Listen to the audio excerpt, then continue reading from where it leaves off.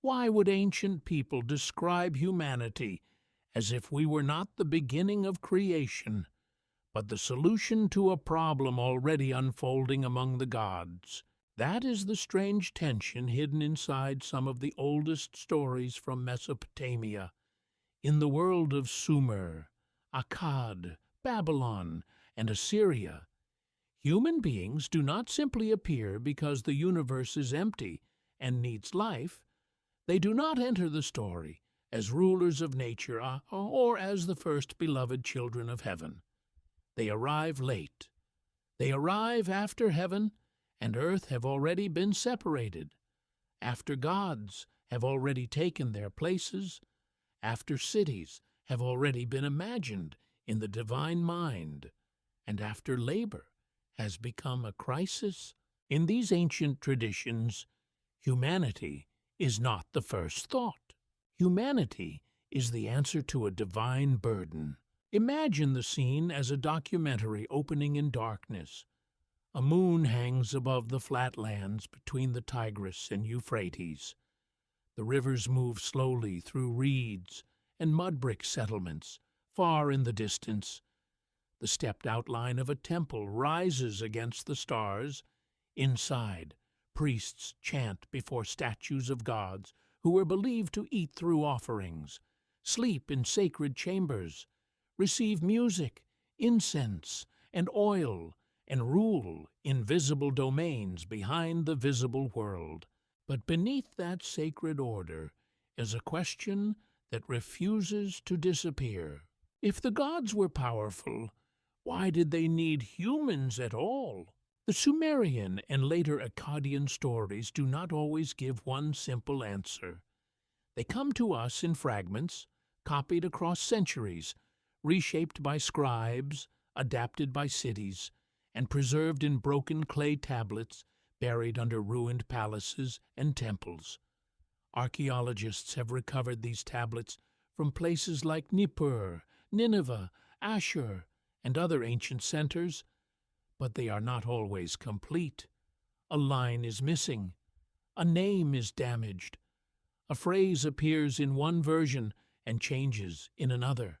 Yet a pattern remains. The gods had work to do.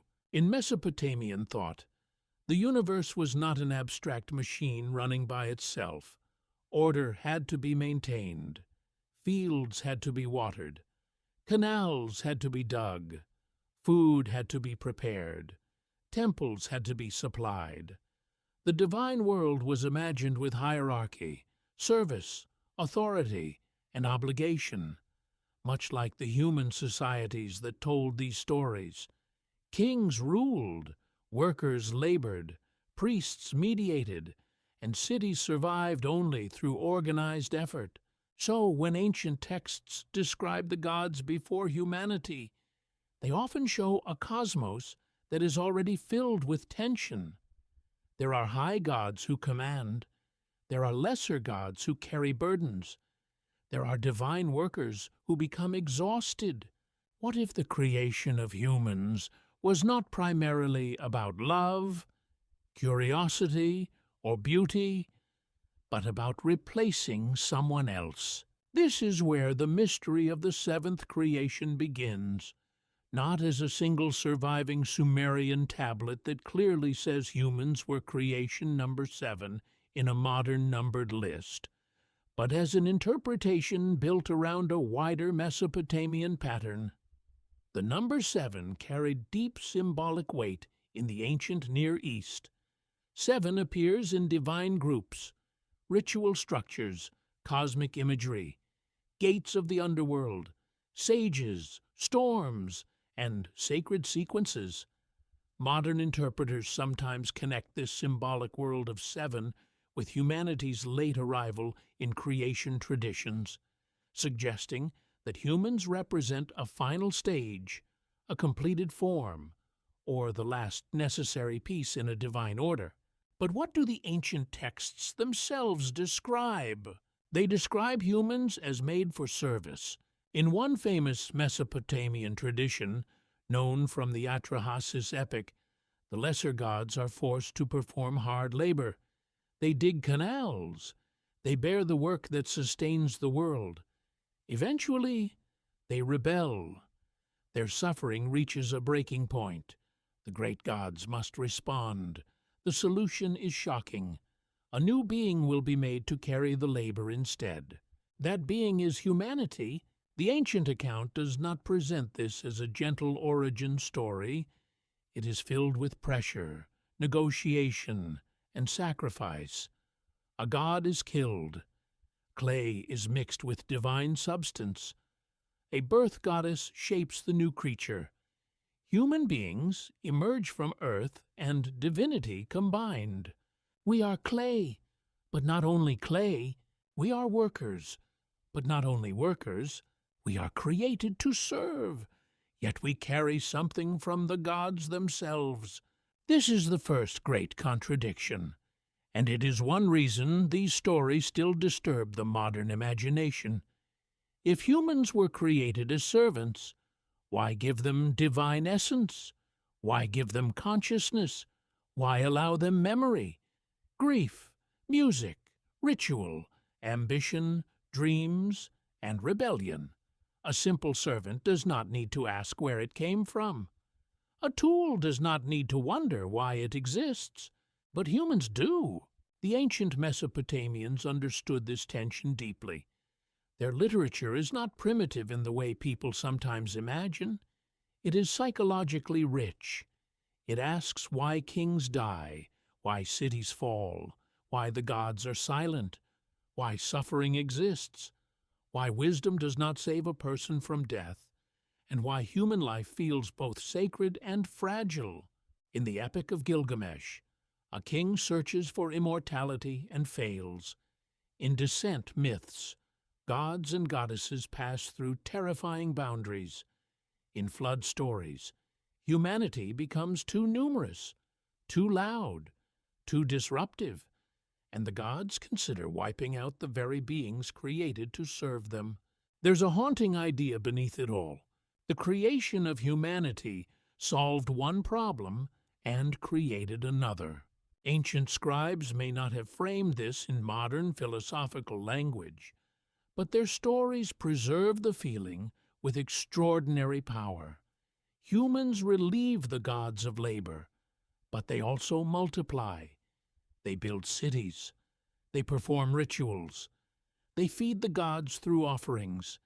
They become necessary to the cosmic system. And once humans are necessary, they are no longer merely disposable. Could the servant become indispensable to the master? This question echoes through the temples of Mesopotamia. Every offering bowl, every carved cylinder seal, every clay tablet listing grain, sheep, beer, oil, and labor reminds us that religion and economy were deeply connected. The temple was not just a place of prayer, it was a living institution. It stored goods, employed workers, managed land, sponsored rituals, and represented the presence of the god inside the city. To serve the gods was not only a mythic idea, it was a daily reality. When a farmer delivered barley, when a singer performed a hymn, when a priest washed the statue of a deity, when a scribe recorded offerings in wet clay, they were participating in a cosmic arrangement. The ancient world did not separate heaven and administration as sharply as we do. The divine order was reflected in the city, and the city was sustained through human work. So when the myths say humans were created to bear labor, they are also revealing how ancient Mesopotamians understood civilization itself. Canals did not dig themselves. Temples did not feed themselves. Kingship did not justify itself without divine approval. The entire structure of society needed a sacred origin. If labor was difficult, it could be explained as humanity's oldest purpose. If temples demanded offerings, those offerings could be seen as the reason humans existed. If kings ruled under divine authority, their power could be traced back to a universe ordered by the gods. But the deeper mystery remains. Was this simply theology, designed to explain why people worked for temples and kings? Was it a mythic memory of the rise of organized labor in the first cities? Was it a symbolic story about consciousness awakening inside matter? Or did the ancient scribes believe they were preserving something far older, a truth about why human beings exist at all? Modern historians usually approach these texts as mythology, theology, and social memory. They study how ancient people explained the world through stories of gods, creation, kingship, and ritual. Archaeologists examine tablets, temples, city plans, burial customs, tools, seals, and inscriptions to understand the societies behind the myths. Religious scholars compare themes across cultures, but they are careful not to treat every similarity as proof of one hidden source. Modern interpretation can suggest many possibilities, but the tablets themselves keep pulling us back to the same unsettling image. A divine world is under strain. A council must decide. A new creature is formed. Clay receives divine substance. Humanity opens its eyes, and from that moment, the gods are no longer alone in the universe. The idea that humans were the seventh creation is powerful because it places us at the edge of completion and danger. 7 can suggest fullness, sacred order, and cosmic structure. If humanity belongs symbolically to a seventh stage, then we are not random. We are the final piece placed into a world already charged with divine conflict. Yet final does not always mean perfect. Sometimes the last creation is the one that changes everything. A servant can become a question. A worker can become a worshipper. A creature made from clay can look up at the stars and ask who shaped the heavens. This is why the ancient Mesopotamian creation traditions continue to fascinate people thousands of years later. They do not give us a comfortable origin. They give us an origin filled with tension. We are born from need, shaped through sacrifice, assigned to labor, and yet marked with something beyond ordinary earth. And perhaps that is why the story refuses to die. Because buried beneath the image of gods, clay, temples, and ancient rivers is a question that still belongs to every human being who has ever looked at the night sky and wondered whether life has a purpose. If humans were created as the final answer to a problem among the gods, why did that answer become the greatest mystery of all? What existed in the universe before humans were given a name? The ancient Mesopotamian imagination did not begin with humanity standing proudly at the center of creation. It began with powers older than cities, older than kings, older than temples, older than the human voice calling out to heaven. In the oldest layers of myth, the world is already alive before people appear. Waters move in darkness, heaven and earth take shape.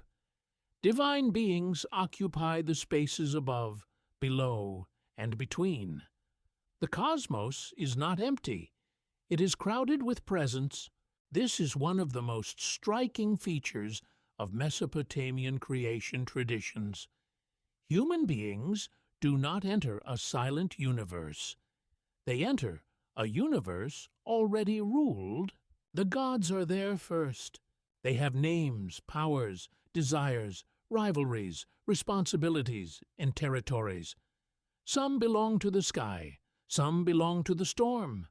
Some belong to wisdom, fresh water, fertility, war, writing, healing, the moon, the sun, and the underworld. The divine world is not simple. It resembles a vast household, a royal court, a city administration, and a family filled with tension all at once. What if humanity was not created to complete nature, but to enter a system already functioning without us. In Sumerian thought, creation was often understood through separation and organization. Heaven and earth were divided. Waters were controlled. Land became habitable. Fertility emerged where rivers met soil. Life depended on order, and order depended on divine authority. This was not creation from nothing in the later philosophical sense. It was more like the arranging of a world, the assigning of roles, the fixing of boundaries. The ancient landscape helps explain why this mattered. Southern Mesopotamia was a land of river mud, reeds, marshes, floods, heat, and human ingenuity. The soil could be astonishingly fertile, but only if water was managed. Canals had to be cut, fields had to be drained or irrigated, dikes had to be maintained. Too little water meant famine. Too much water meant destruction. Civilization itself felt like a fragile agreement between chaos and order. So when Mesopotamian myths describe gods organizing the world, they reflect a reality every farmer, builder, priest, and ruler understood. Nothing endured without maintenance. Even the cosmos needed workers. Before humans were imagined as the bearers of labor, divine beings themselves appear inside a structure of duty. In later Akkadian traditions, especially in stories like Atrahasis and Enuma Elish, the gods are not floating in bliss without concern. Some command, others work, some receive honor, others carry burdens. This is not a modern fantasy of effortless divinity. It is a sacred mirror of a society where labor, hierarchy, and obligation define survival. The younger gods dig, they toil, they maintain the order that allows the great gods to rest. At first, this may seem strange. Why would gods labor at all? But to the ancient mind, divine beings could possess rank. Not every god held equal authority. There were great decision-makers, powerful ancestral deities, storm gods, wisdom gods, and mother goddesses. There were also subordinate divine workers. The heavenly order, like the earthly city, depended on service. The mythic universe before humanity was therefore not peaceful emptiness. It was pressure waiting to break. Picture a vast plain under a burning sun. No human hands yet shape bricks or raise temple walls in the story's sacred time. But the labor already exists in divine form. Canals must be imagined. The ground must be prepared. The work of sustaining life has already begun. And somewhere in the unseen world, those assigned to toil are becoming restless. Why would ancient scribes imagine exhaustion among gods? One answer lies in the world around them. Mesopotamia produced some of the earliest known cities, and cities require coordination on a scale far beyond village life. Workers moved earth. Scribes counted rations. Officials organized fields. Temples managed offerings. Kings claimed divine approval for massive projects. Labor was not a side detail of civilization. Labor was the engine of civilization. The myths transformed that reality into cosmic drama. Instead of saying simply, humans must work because cities require it, the stories reach backward into sacred time. They tell of an age when even divine beings faced the burden of work. Human labor becomes part of a much older pattern. The field, the canal, the temple kitchen, the granary, and the ritual table are all connected to the first arrangement of the cosmos. But the story grows more unsettling when we notice what humanity lacks at this stage. There are no human witnesses. No one records the first divine disputes. No farmer hears the first command. No priest offers the first sacrifice. No king claims the first crown. The human world is absent, yet the conditions that will define human life are already forming. Duty exists before humanity. Hierarchy exists before humanity. Sacred service exists before humanity. This suggests a profound ancient idea. Humans were not created into freedom first and given responsibility later. Responsibility was already waiting for them. The divine world had a vacancy. The ancient accounts do not describe this vacancy as sentimental. It is practical, even severe. A task must be transferred. A burden must be lifted. A system must continue. Humanity will be shaped not because the gods lack beauty around them, but because divine order demands maintenance, and someone must perform it. And yet, this creates a hidden danger. If humans are created to enter an already existing hierarchy, then human identity begins with assignment. But can a conscious being remain only what it was assigned to be? Can a creature made for labor also become a seeker of wisdom? Can a being placed at the bottom of a sacred order look upward and begin to question the order itself? Mesopotamian literature seems aware of this danger. It often portrays knowledge as powerful, but not always comforting. Wisdom can protect, but it can also reveal limits. Kings may become mighty, but they cannot escape death. Priests may speak to gods through ritual, but divine decisions remain mysterious. Humans may serve the heavens, but they do not fully understand heaven's purposes. This is what makes the pre-human world of Mesopotamian myth so important. It does not merely explain what came first. It explains what kind of universe humanity entered. A universe of work, a universe of divine rank, a universe where order is costly, a universe where the gods themselves are not free from tension.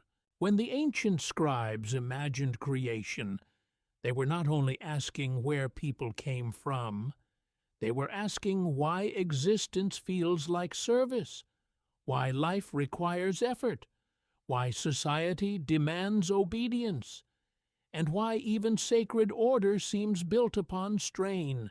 Before humanity was formed from clay, the mythic stage had already been prepared. The rivers of meaning were already flowing. The powers had already gathered. The burdens had already grown heavy.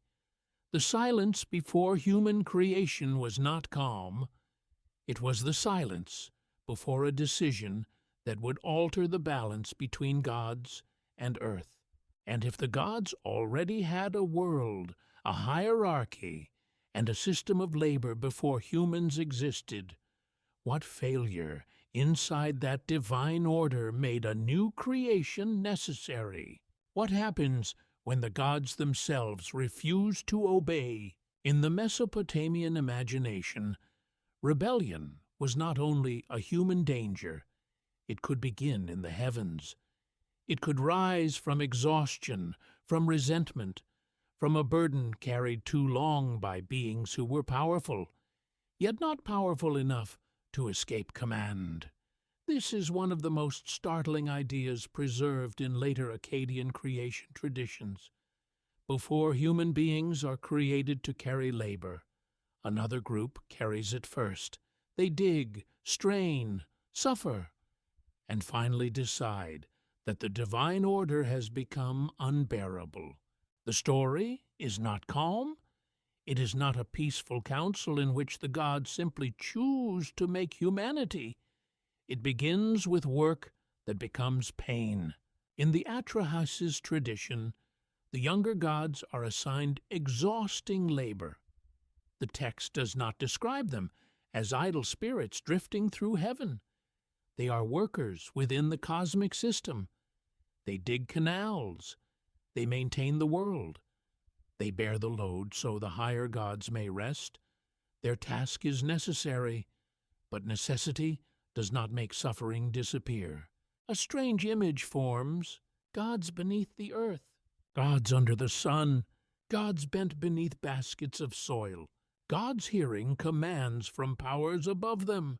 The scene feels almost human, but that is what makes it powerful. Ancient Mesopotamian myth often takes realities known from earthly life and expands them into sacred scale. The tired laborer, the overseer, the ruler, the work gang, the canal project, the ration system, the threat of revolt, all of these were real features of ancient society. The myth lifts them into the divine world and asks a dangerous question. If even gods can be crushed by labor, what does that say about the order of existence? The younger gods endure their burden for a long time. The tradition speaks of years of toil, of work repeated until patience collapses. They begin to complain. Their noise grows. Their anger spreads. What starts as exhaustion becomes collective resistance. The divine workers are no longer isolated sufferers. They become a crowd. This is important. The story does not begin with one disobedient figure. It begins with a class of beings who share a burden. Their rebellion is social, not merely personal. It is not a jealous god trying to steal a throne. It is a labor force refusing to continue. That detail gives the myth a surprising realism.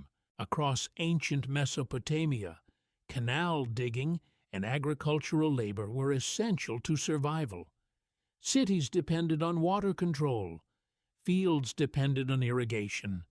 Temples and palaces depended on organized workers. In such a world, labor unrest would not be an abstract fear. It would threaten food, wealth, ritual, and political stability. A broken work system could become a broken city. The myth turns this earthly fear into a cosmic crisis. The divine workers gather near the dwelling of Enlil, the great god associated with authority, command, wind, and kingship. Their anger becomes direct. They set fire to their tools. They surround the place of power. They challenge the system that holds them down. Imagine it visually.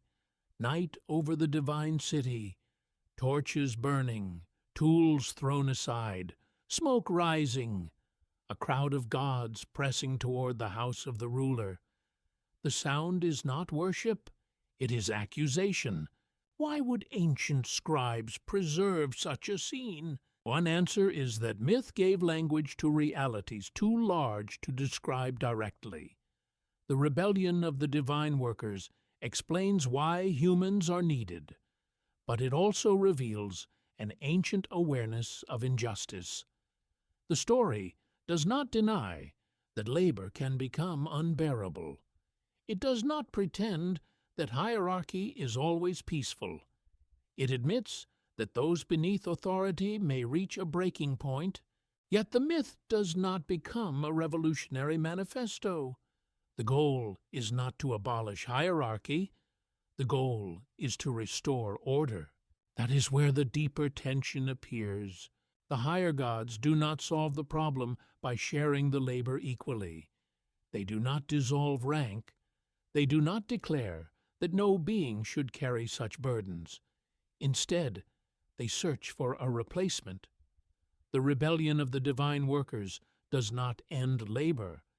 It transfers labor. Could this be one of the oldest mythic explanations for why humans must work? The gods face a crisis. If the younger divine beings stop working, the cosmic order weakens. If Enlil destroys them, the system may collapse further. If nothing changes, rebellion spreads. So the great gods must invent a solution that preserves hierarchy while removing the cause of revolt. Humanity becomes that solution. But at this point in the story, humans do not yet exist. There is only a problem. There is only labor without a willing laborer. There is only divine authority confronting divine refusal. The need for humanity is born from conflict. This makes the origin of humans deeply unsettling.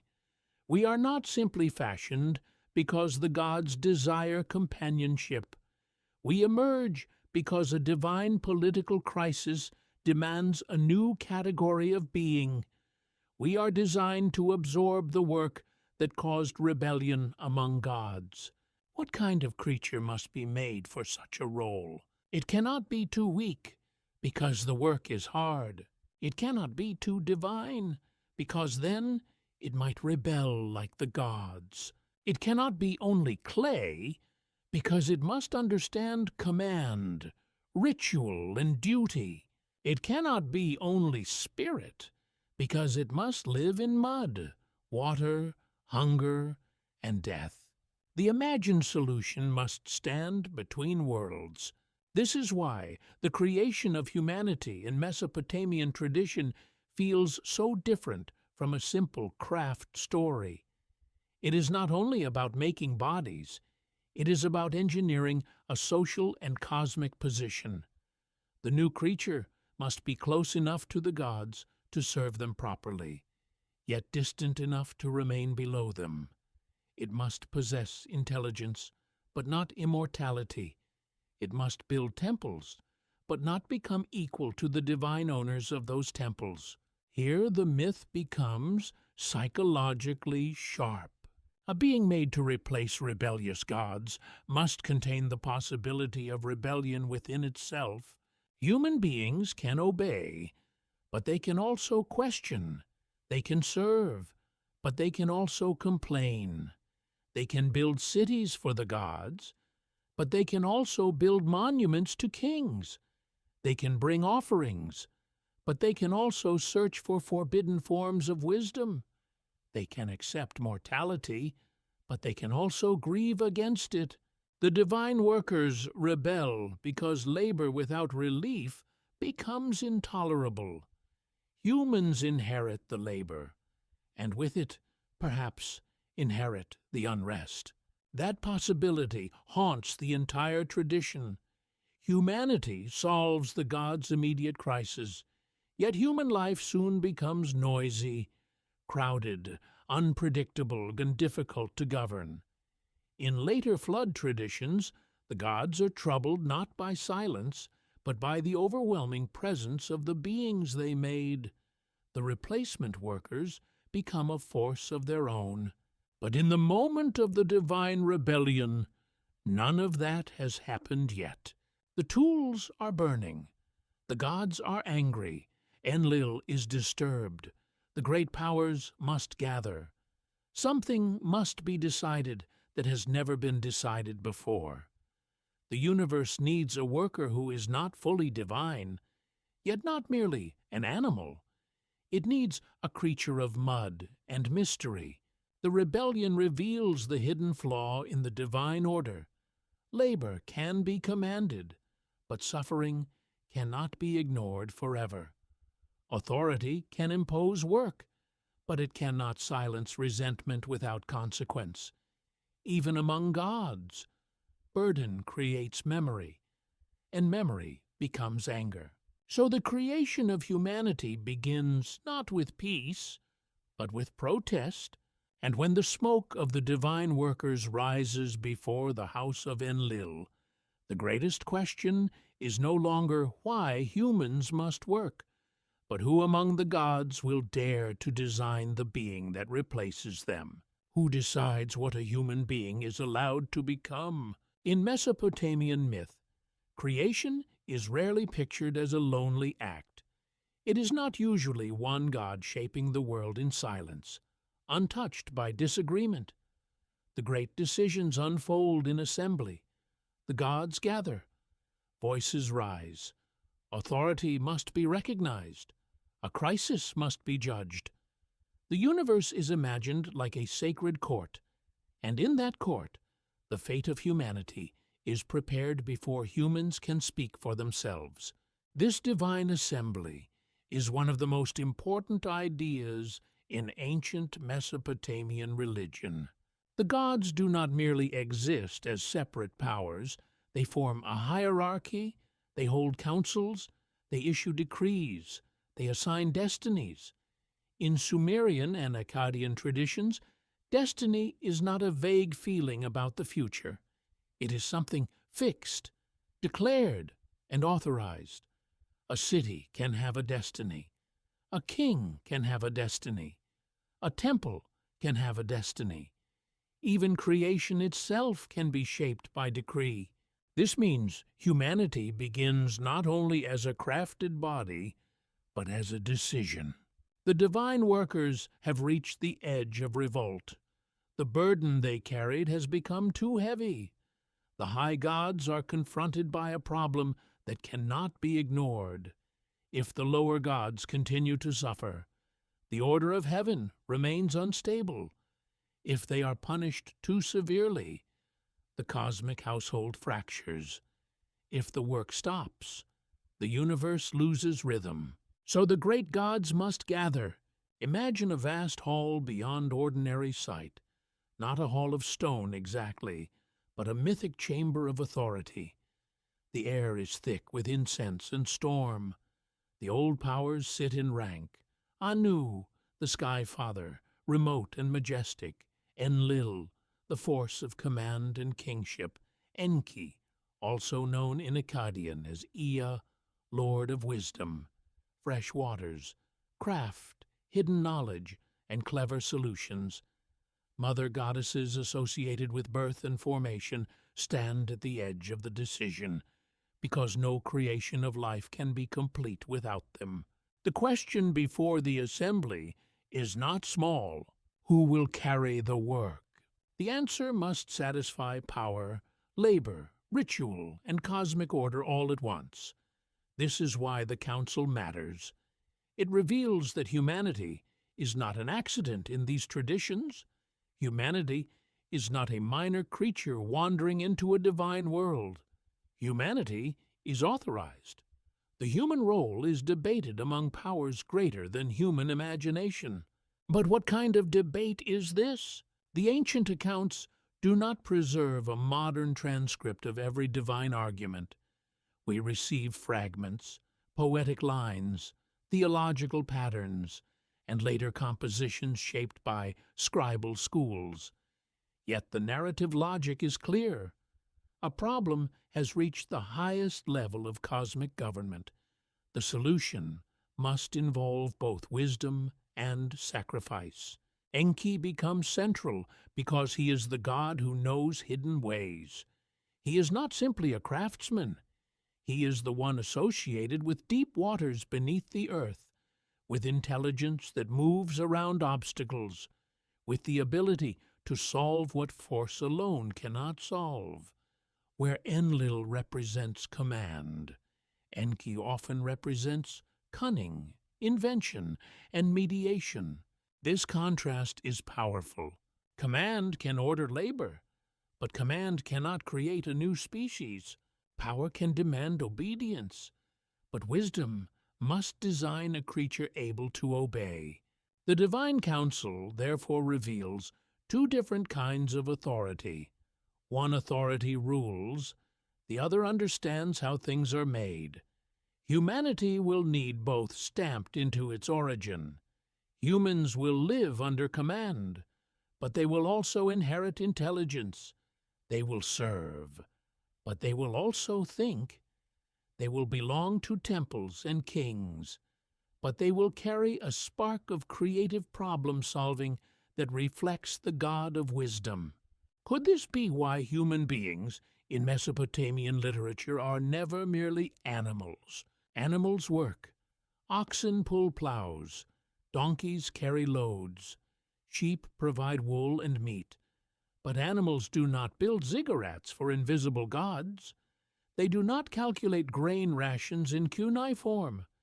They do not sing hymns at dawn. They do not dress divine statues or interpret omens in the liver of a sacrificed sheep. The replacement for divine labor must be more than muscle. It must understand sacred duty. That requirement changes everything. The council does not need a beast. It needs a ritual creature, a being capable of transforming labor into worship. Digging canals is not only agriculture. Preparing offerings is not only cooking. Building temples is not only architecture. In the Mesopotamian worldview, these actions maintain a bond between earth and heaven. The human being must be able to serve materially and symbolically. This is why the creation decision carries such weight. The gods are not simply assigning chores. They are establishing the human place in the cosmos. Archaeology helps us see the earthly reflection of this idea.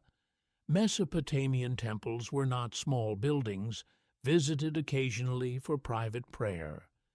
They were major institutions. They owned land. They stored food. They employed workers. They organized craft production. They received offerings for the divine household. At the center stood the cult statue, treated not as decoration, but as the living presence of the deity within the city. The mythic council gives sacred meaning to that whole system. If humans were created by divine decision to care for the gods, then temple service becomes more than social duty. It becomes the oldest human assignment: the worker in the field, the brewer preparing beer, the shepherd counting animals, the scribe recording deliveries, the singer performing a hymn. All are woven into a sacred economy that claims origin in the council of heaven. Yet this creates another mystery. If the gods assign humanity to service, do humans have a destiny of their own? The Mesopotamian answer is not simple. Humans are mortal. Their lives are short. Their wisdom is limited. Their fate is often uncertain. Yet they can become great builders, kings, sages, musicians, healers, scribes, and lamentation priests. They can preserve names across thousands of years. A clay tablet pressed by a human hand can outlive empires. So even within a destiny of service, there is room for astonishing human achievement. Perhaps this is the hidden tension inside the divine council. The gods seek a solution, but the being they authorize will not remain a simple solution. Humans will carry labor, yes, but also language. They will carry fear, grief, ambition, tenderness, violence, worship, memory, and curiosity. They will become the only creatures capable of wondering whether the decree that created them can be understood. The assembly may assign the role, but consciousness makes the role unstable. A person can perform a ritual and still wonder whether the god hears. A scribe can copy a creation myth and still feel the mystery of his own hand pressing signs into clay. A king can claim divine favor and still tremble before death. The divine council imagined humanity as necessary, but necessity is not the same as control. To create a being capable of serving the gods properly, the gods must create a being capable of knowing that it serves. And once a being knows, it can ask why. That is the danger hidden inside the decision.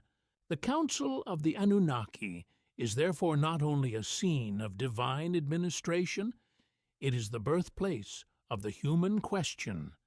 Before the body is shaped, before clay is mixed, before breath enters form, the role is debated in the realm of power. Humanity begins as an answer spoken by beings who need order restored. But an answer that can think may one day become a question.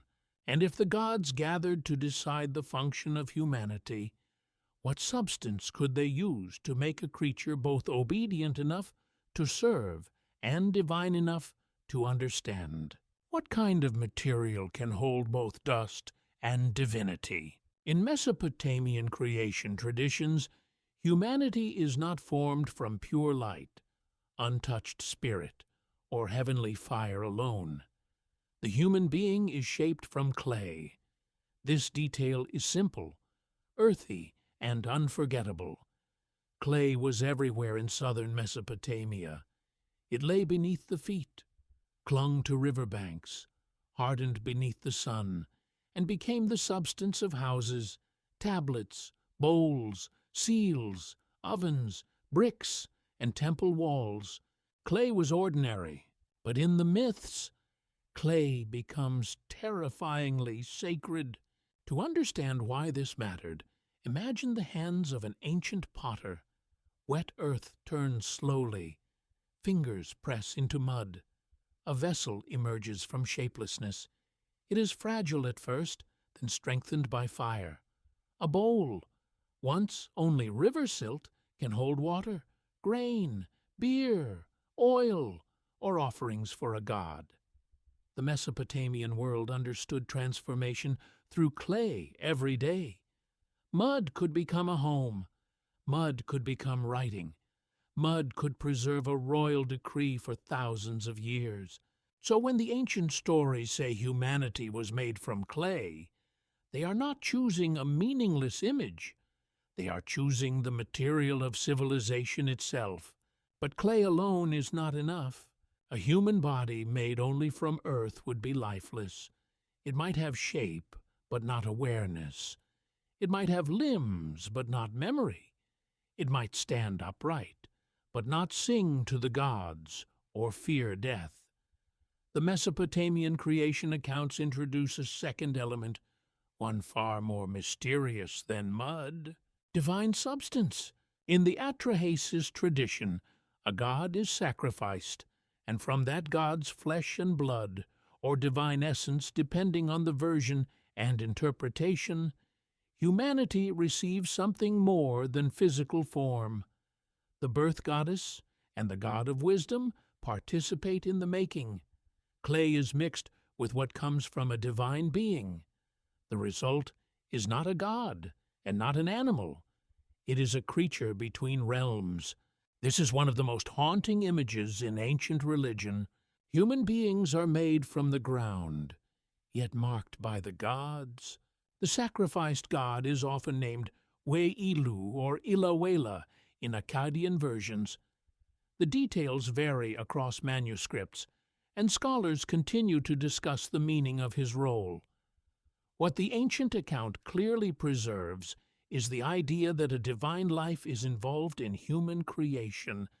Something from the realm of the gods enters the material of the earth. Why would a servant need divine blood? This question changes the entire myth. If humanity were created only to dig canals and prepare offerings, clay would seem sufficient. A strong body could work. A simple creature could obey. But the stories do not stop there. They give humans a troubling inheritance. The divine ingredient suggests mind, spirit, awareness, or a connection to the gods that cannot be reduced to labor. It explains why humans can hear commands from heaven, perform rituals, build sacred houses, mourn the dead, preserve names, and search for meaning. It also explains why humans are difficult.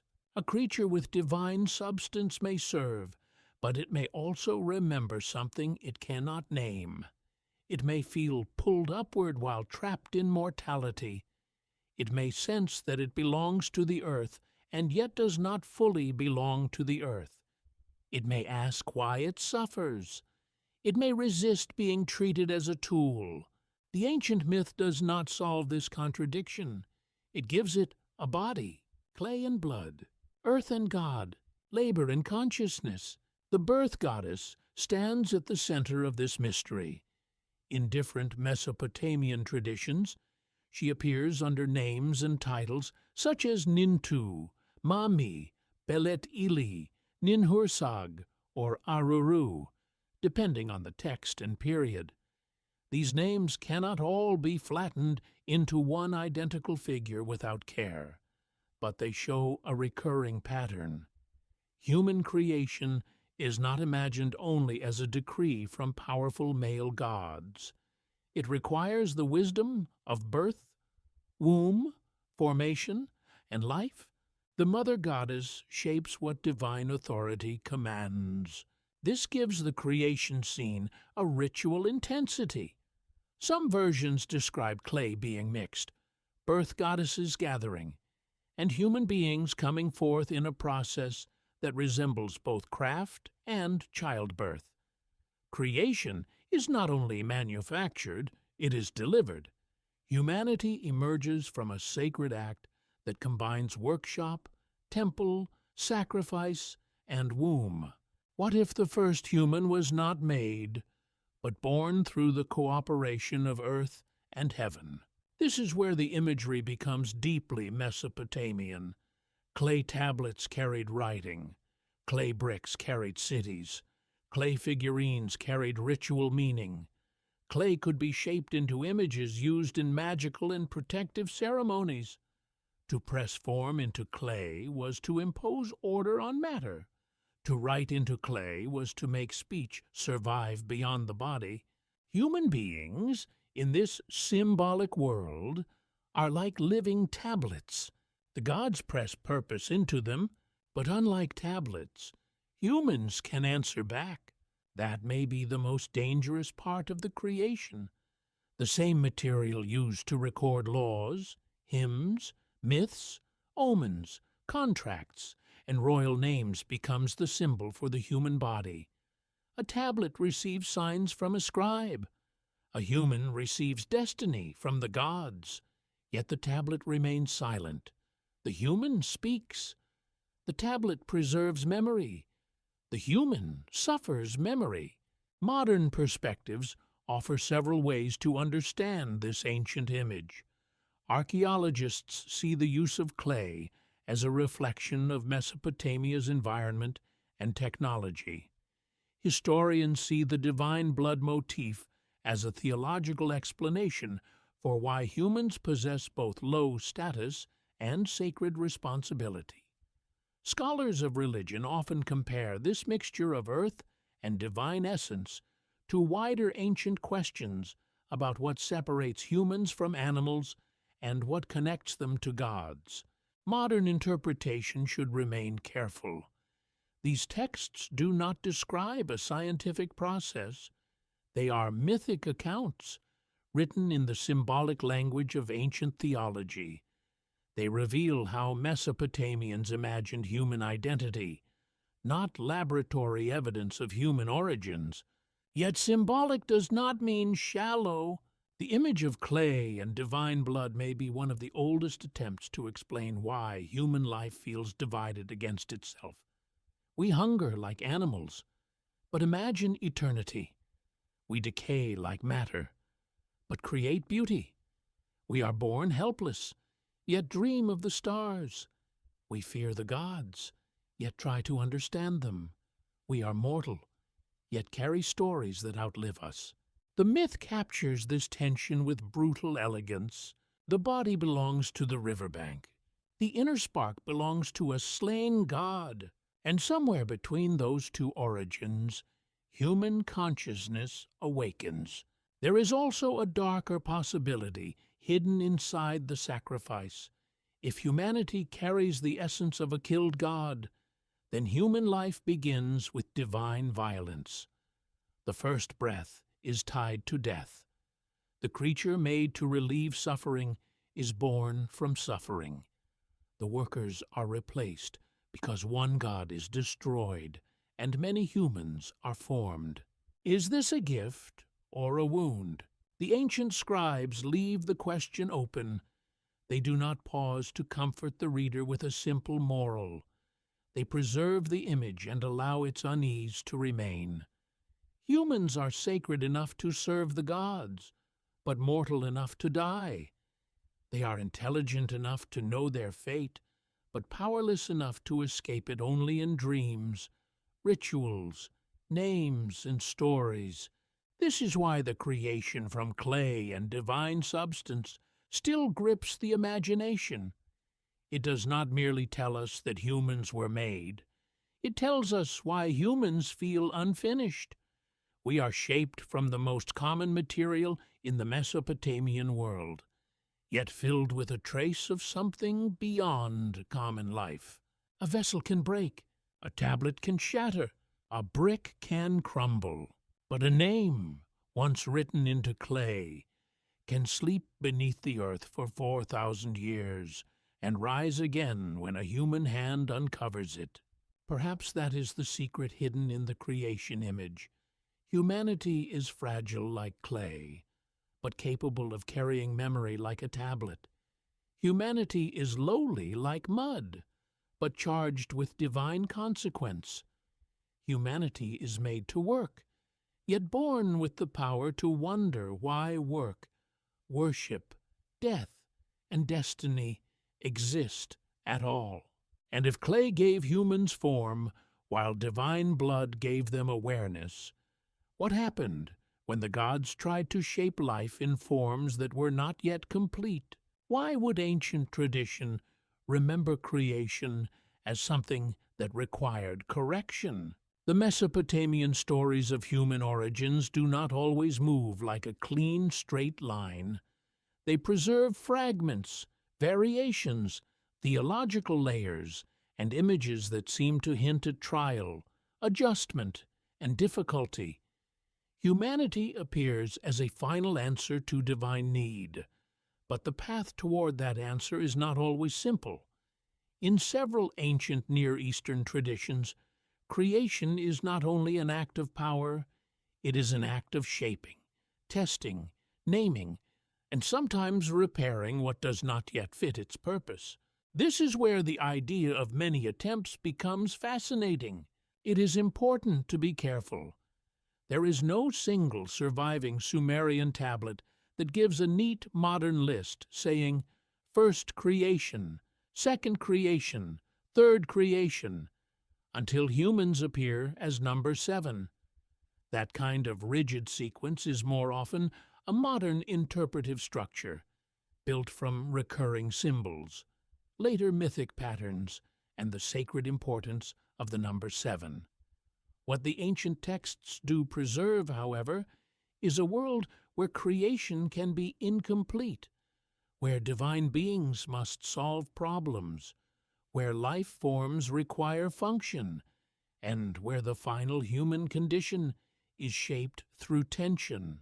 In one famous Sumerian composition, often called Enki and Ninmah by modern scholars, the creation of humans is connected to a feast, divine craft, and a strange sequence of imperfect human forms.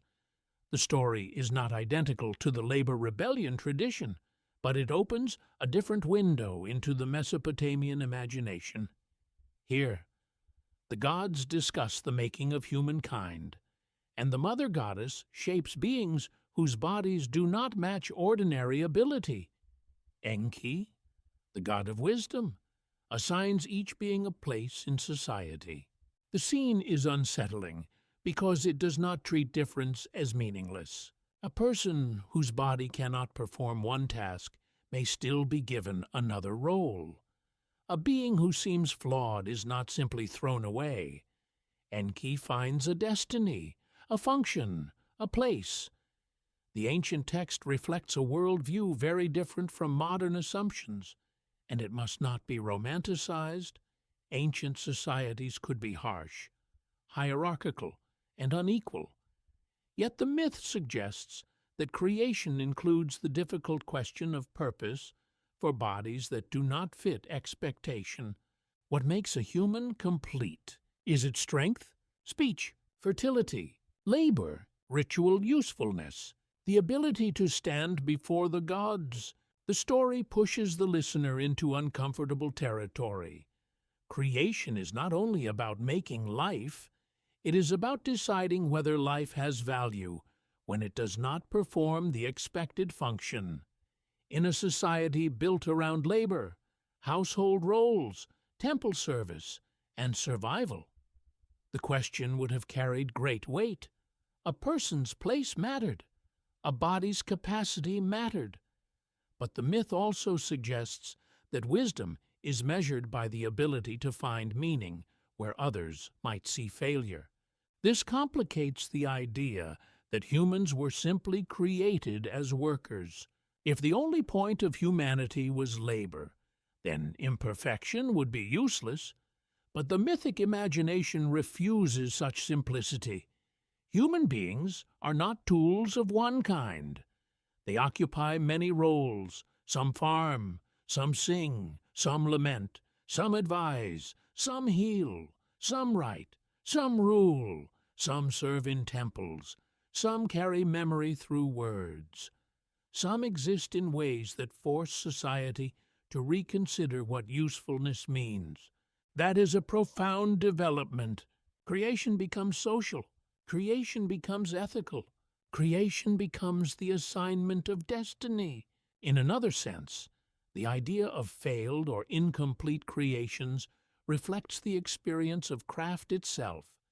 Ancient Mesopotamians lived in a world of making. Potters shaped vessels. Brickmakers molded mud. Smiths worked metal. Scribes trained their hands through repeated signs. Builders measured foundations. Weavers corrected patterns. Nothing skillful emerged without practice, correction, and judgment. So when creation stories present divine beings shaping life, ancient listeners may have imagined the gods as supreme artisans. Even divine craft could be narrated through the language of formation and refinement. The result is not weakness in the gods, but drama in the act of making. A finished human being appears more mysterious when the story remembers how many conditions had to align. Clay must hold shape. Divine essence must animate. The birth goddess must form. Wisdom must assign destiny. The council must authorize purpose. Labor must be transferred. Ritual service must become possible. Consciousness must awaken. In this light, the seventh creation becomes less like a numbered factory model and more like a symbolic completion. 7 in Mesopotamian religion often suggests fullness, sacred structure, and cosmic significance. A seventh stage can imply that something has reached the boundary of completion. Humanity becomes the creature that gathers many earlier tensions into one living form. Earth, divinity, labor, ritual, weakness, intelligence, mortality, and memory are joined together. But completion does not mean perfection. That is the hidden sting. Humans are complete enough to serve the gods, but incomplete enough to suffer. Complete enough to build cities, but incomplete enough to see those cities fall. Complete enough to seek wisdom, but incomplete enough to die before grasping the whole truth.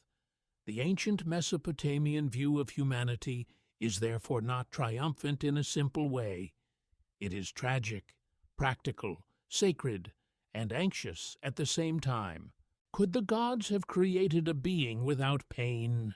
The myths do not answer that directly.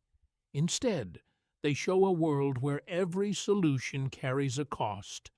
If humans are made too close to animals, they cannot worship properly. If made too close to gods, they threaten divine boundaries. If made only for work, they lack sacred understanding. If given understanding, they begin asking questions that no temple can fully silence. This may explain why the human being feels like the most dangerous creation. Not dangerous because humans are strongest. They are not. Not dangerous because humans are immortal. They are not. Dangerous because they stand between categories. The gods can command them, but cannot make them unaware. The earth can receive their bodies, but cannot erase their names if memory survives.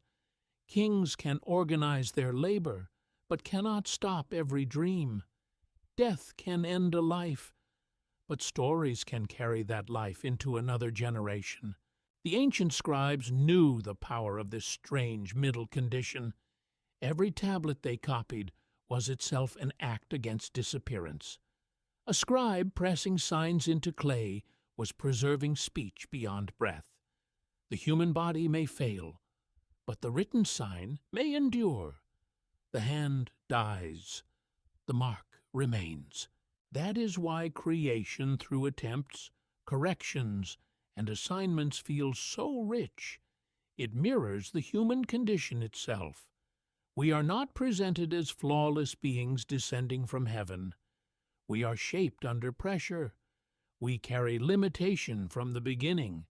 But limitation does not erase sacred purpose.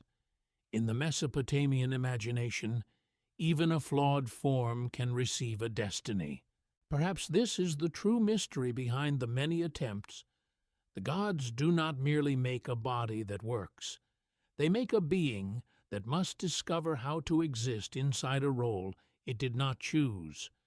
And that discovery is never finished. If humanity was the final form, placed into the divine order, why did the ancient world surround that final form with the sacred number 7? Why did the ancient world return again and again to the number 7? In Mesopotamia, numbers were not always just quantities. They could carry atmosphere. They could suggest order, danger, divine presence, ritual completion, or hidden structure. Among these numbers, 7 appears with unusual force. It moves through myths, temple symbolism, incantations, astronomy, underworld journeys, groups of sages, destructive spirits, sacred gates, and cosmic patterns. It is not always used in exactly the same way, but it often appears where the visible world touches something mysterious. 7 was not merely counted, 7 was felt. This matters because the idea of humanity as a seventh creation does not depend on a simple list carved neatly into one surviving tablet. The deeper power comes from the symbolic world surrounding 7 itself. In ancient Mesopotamian religion, 7 often marks a threshold, a complete arrangement, a dangerous fullness, or a point where ordinary experience opens into divine order. To place humanity under the shadow of 7 is to place human existence inside a sacred pattern larger than daily life. What if 7 was not just a number, but a way of saying that creation had reached a boundary? The Mesopotamian world was built on observation. The sky was watched, rivers were measured, rations were counted, omens were recorded, temple goods were listed, lunar cycles mattered. The movement of heavenly bodies was not seen as lifeless astronomy in the modern sense. The heavens were full of meaning. Patterns in the sky could reflect decisions among the gods. Unusual events might be read as warnings. Repetition suggested order, and order suggested divine intelligence. The number 7 naturally belonged to this world of pattern. The moon itself offered a visible rhythm. Roughly 7 days marked important phases between new moon, first quarter, full moon, and last quarter. Ancient Mesopotamian calendars were lunar, and while their systems were complex and changed across time, the moon's repeating cycle helped make certain numbers feel sacred. The night sky became a great tablet written in light, and trained observers looked upward as scribes of heaven. 7 also appears in relation to divine groups. The Sabiti, often understood as the 7, appear in Mesopotamian tradition as a powerful group of divine or demonic beings, sometimes protective, sometimes terrifying. Depending on context, 7 can describe dangerous forces unleashed in battle or ritual powers invoked for protection. This dual quality is important. 7 is not always gentle. It can be complete in the sense of overwhelming. A complete blessing can save. A complete curse can destroy. The same number can mark sacred fullness or total threat. This is why 7 fits so well with humanity's ambiguous origin. Human beings are not portrayed as purely blessed or purely cursed. They are useful to the gods, yet troublesome, mortal, yet touched by divine material, weak, yet capable of building cities, limited, yet hungry for eternal meaning. Like the number 7, humanity stands at a threshold where order and danger meet. In the myth of Inanna's descent into the underworld, the goddess passes through 7 gates. At each gate, something is removed from her. Crown, ornaments, garments, symbols of power. She enters the realm of death, stripped of divine splendor. Here 7 marks a journey downward, a complete process of loss, a sacred passage from authority into exposure. The underworld cannot be entered casually. One must pass through stages. 7 gates mean transformation is not instant. Every boundary takes something. This image reveals how deeply Mesopotamian thought understood thresholds. A being does not cross from one state to another without cost. Inanna's descent is not a human creation story, yet it teaches a pattern that echoes through Mesopotamian imagination. To move between realms, heaven to earth, life to death, divine to mortal, one must pass through ordered stages. 7 becomes a ladder, a descent, a stripping away, a completion of passage. Could human creation itself have been imagined as a passage through stages? Clay by itself is one stage, divine substance is another, the womb of the birth goddess is another, the decree of the council is another, labor assignment is another, ritual obligation is another, conscious awareness is another. This is not a preserved ancient list, but a modern interpretive way of seeing why 7 feels so tempting when thinking about human origins in Mesopotamian myth. The number gathers the scattered pieces into a symbolic structure. It suggests that humans are not random creatures, but the result of layered conditions. We are a completed crossing between matter, spirit, labor, and destiny. Yet 7 also appears in the tradition of wisdom. The Apkallu, often remembered as 7 sages in later Mesopotamian lore, were associated with ancient knowledge before the flood. They were culture bringers, figures linked to the transmission of skills, wisdom, and civilizing arts. Some were described in later texts with fish-like or hybrid imagery, connected to the waters of wisdom. Their presence suggests that civilization itself was believed to have sacred teachers at its beginning. This introduces a new mystery. If humans were created to work, why did tradition also imagine 7 sages teaching them wisdom? A laborer does not need cosmic knowledge to carry a basket of soil. A servant does not need the arts of civilization unless the role of humanity quickly expands beyond simple service. The appearance of 7 sages implies that human beings had to be instructed, initiated, prepared for culture. They were not merely placed in fields, they were brought into a world of ritual, kingship, building, writing, healing, purification, and temple order. 7, then, does not only belong to creation, it belongs to civilization. This is where the symbolism becomes especially powerful. Humanity may begin as a response to divine labor, but civilization requires more than bodies. It requires knowledge. It requires technique. It requires memory. The ancient city is not built by muscle alone. It is built by measurement, planning, chant, law, myth, ritual, and transmission across generations. The number 7 appears at the boundary between raw existence and ordered life. Archaeology shows that early Mesopotamian cities developed through astonishing complexity. Irrigation systems, administrative tablets, temple institutions, long-distance trade, craft specialization, and writing all emerged across centuries. Myth does not give us a literal engineering manual for this transformation. Instead, it gives sacred images. It tells of gods, sages, decrees, and ancient gifts.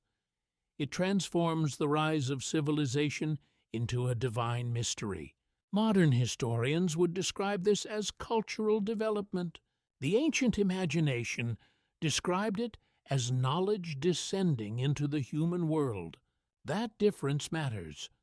For the modern mind, civilization can be explained through agriculture, settlement patterns, surplus, administration, and power.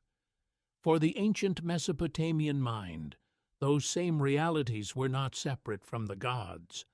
A canal was practical, but also sacred. A temple was economic, but also cosmic. A king was political, but also chosen.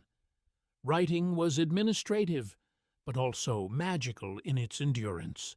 7 becomes the number of this charged completeness. It holds heaven and earth in pattern. It frames gates, sages, powers, and phases. It marks the sense that reality is structured in hidden layers. So when modern storytellers speak of humans as the 7th creation of the Anunnaki, the phrase should be handled with care. It is not a quotation from one intact ancient tablet. It is a symbolic interpretation built from Mesopotamian themes, especially the late arrival of humanity, the sacred power of 7, and the layered process through which humans receive form, purpose, labor, and awareness. But careful interpretation does not make the idea less fascinating. It may make it more fascinating, because the mystery is not whether ancient scribes wrote a modern numbered chart. The mystery is why their world returned so often to 7 when describing the most intense boundaries of existence. Death had 7 gates. Wisdom had 7 sages. Divine forces could appear as 7. Ritual sequences could carry 7-fold power. The heavens moved in patterns that invited sacred counting, and humanity stands inside that same universe of number, threshold, and divine order. Perhaps 7 endured because it gave shape to what humans could not easily explain. Why life feels ordered but fragile. Why wisdom arrives through stages. Why death feels like a passage. Why creation seems complete and unfinished at the same time. Why human beings feel like the last piece added to the cosmos, yet the first beings troubled enough to ask what the cosmos means. If 7 was the sign of sacred completion, why did ancient tradition also remember 7 sages who carried forbidden wisdom into the human world? Why would the first teachers of humanity be remembered as beings who did not fully belong to the human world? In later Mesopotamian tradition, there appears a mysterious group known as the Apkallu. They are often described as sages, culture bringers, guardians of ancient wisdom, and servants of the god of wisdom, Ea, known in Sumerian as Enki. They stand at the edge of myth and memory, not simply as wise men, but as figures from a sacred age, when knowledge itself seemed to descend into civilization from beyond ordinary human experience. The Apkallu are not presented as random scholars. They are remembered as ancient transmitters. Their number is often 7. Their place is often before the flood. Their wisdom is associated with ritual, kingship, building, purification, healing, sacred order, and the hidden arts that allowed civilization to function. In some later artistic and textual traditions, they appear in strange hybrid forms, sometimes with fish-like cloaks, sometimes with bird-like features, sometimes carrying ritual buckets and cone-shaped objects in palace reliefs. These images raise an unsettling question. Why would wisdom need to arrive in a form that looked partly other than human? To understand the mystery, we have to enter the Mesopotamian view of knowledge. Knowledge was not merely information, it was power. A correct ritual could protect a king. A correct incantation could drive away illness. A correct omen reading could warn of disaster. A correct temple plan could reflect cosmic order. Writing could preserve speech after the speaker died. Mathematics could measure land, grain, time, and heaven. Wisdom was not entertainment. Wisdom kept the world from falling apart. The Apkallu belong to that sacred atmosphere. They are linked with a time when kingship, cities, rituals, and skilled arts were believed to have been established under divine supervision. In this vision, civilization does not emerge as a purely human invention. It is taught, it is entrusted, it is handed down from a divine source through chosen mediators. What if humanity, though created to carry labor, was never meant to remain ignorant?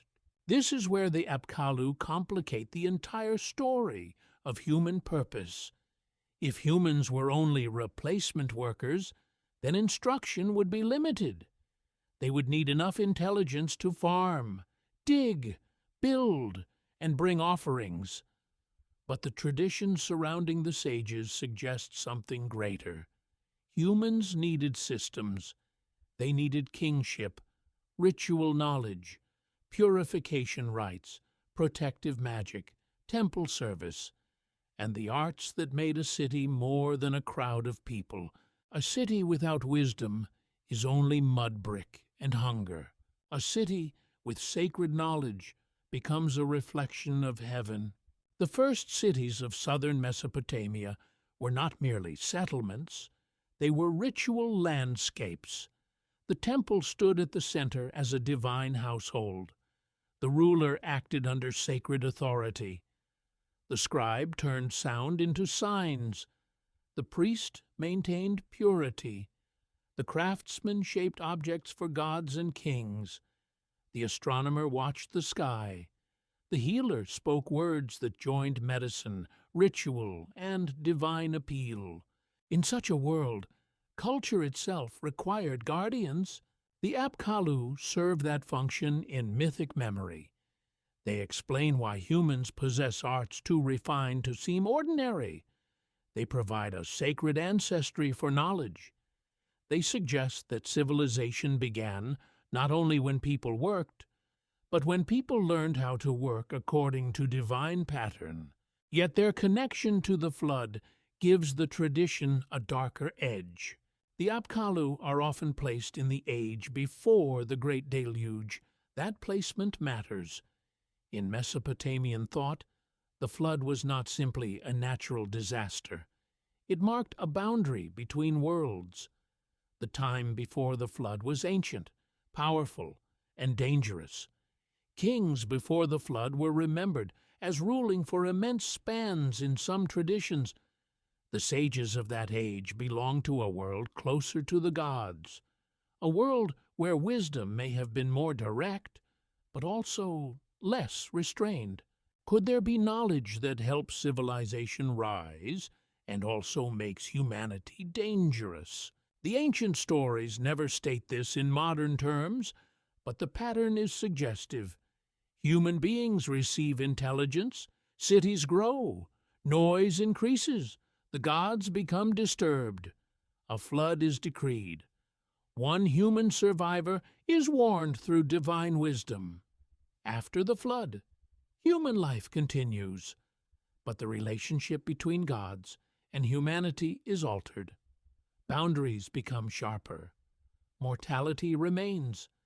Ritual becomes essential. Wisdom survives, but perhaps in a more guarded form. The Apkallu, then, may represent both gift and risk. They are culture bringerdom, but culture is not innocent. Writing can preserve hymns, but also treaties, debts, commands, and royal propaganda. Kingship can organize society, but also dominate it. Ritual can heal fear, but also bind people to hierarchy. Architecture can raise temples, but also display power. Astronomy can inspire wonder, but also feed omen systems that shape political decisions. The gift of wisdom expands humanity beyond labor.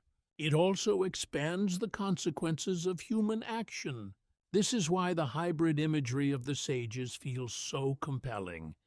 A fish-cloaked figure emerging from the waters of wisdom suggests knowledge rising from the deep.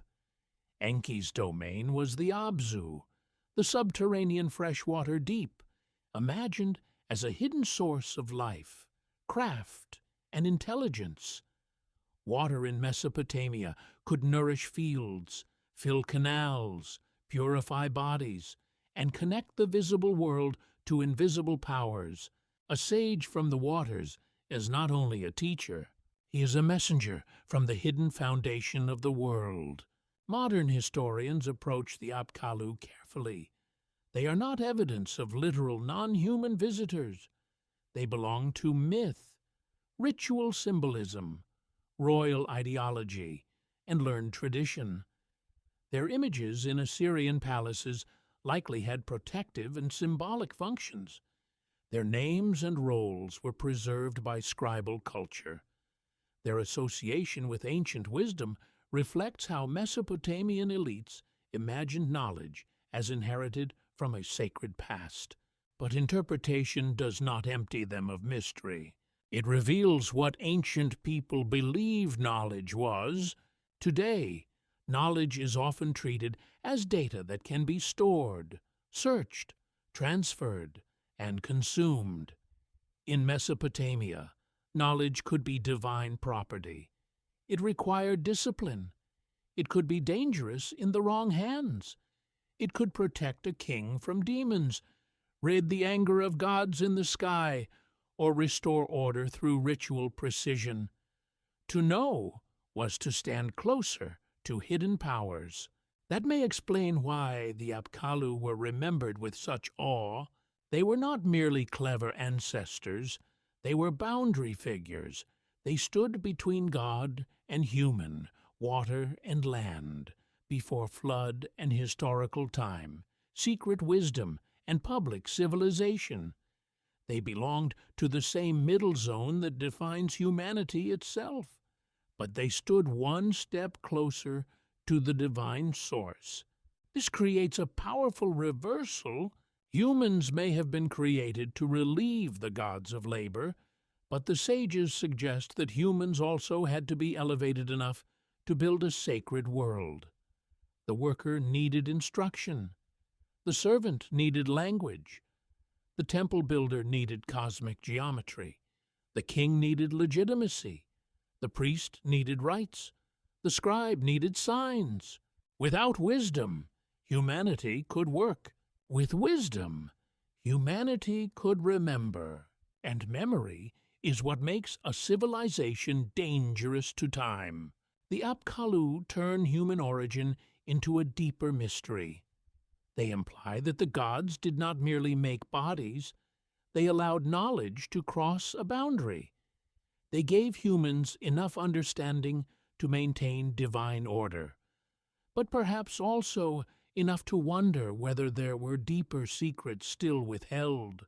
If 7 sages carried ancient wisdom into the world of humans, why did the oldest sacred city become the place where creation, kingship, and divine knowledge first touched the earth?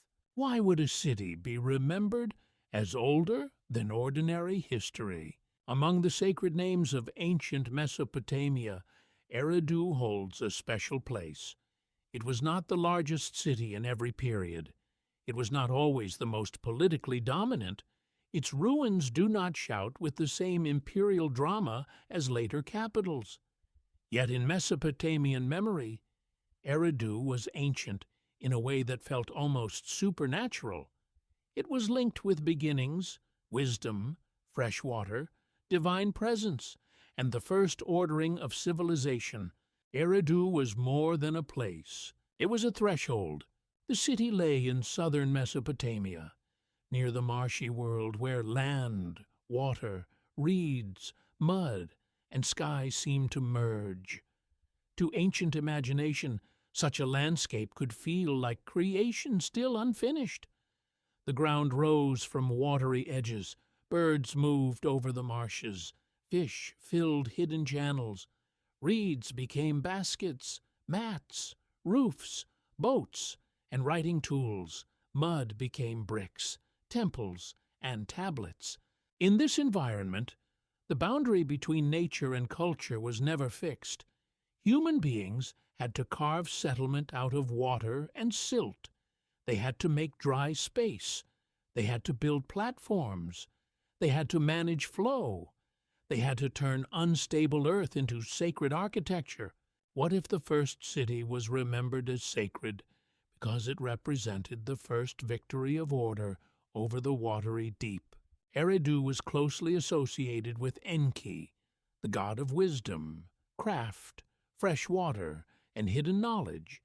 His temple, known in Sumerian tradition as the Abzu, the House of the Abzu, connected the city with the subterranean freshwater realm.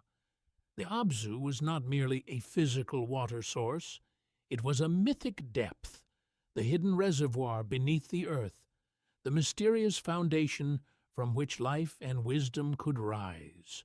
This association gives Eridu a special mood. It is not only a city of bricks and streets. It is imagined as a place where divine wisdom touches the ground. Enki's presence makes Eridu a city of solutions, secrets, crafts, purification, fertility, and creative intelligence. In stories where other gods command or rage, Enki often finds a path through crisis. He sees what is concealed. He works through water, speech, magic, and mind. A city belonging to such a god becomes a city of origins. Mesopotamian tradition preserved lists and myths that placed kingship in different cities across ages. In the Sumerian king list, kingship descends from heaven and appears first in Eridu. Modern historians treat this text with caution. It combines memory, ideology, mythic time, and political theology. Its enormous reign lengths in the earliest sections are not read as ordinary historical chronology, but its meaning is still powerful. Kingship comes from heaven. Its first earthly seat is Eridu. This is not a minor claim. Kingship in Mesopotamia was not only administration, it was sacred authority. A king built temples, led armies, organized labor, maintained justice, sponsored rituals, and presented himself as chosen or favored by the gods. To say that kingship first descended to Eridu is to say that political order itself began under divine authorization at a place connected with primordial wisdom. Creation, city, and rule converge. This matters for the mystery of humanity, because humans in Mesopotamian myth are not created to wander alone in untouched wilderness. They are quickly connected with organized life. Their purpose unfolds through temple service, offerings, city building, kingship, ritual, and labor.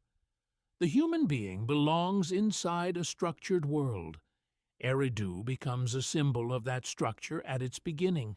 The first city is not merely where people live, it is where human purpose becomes visible.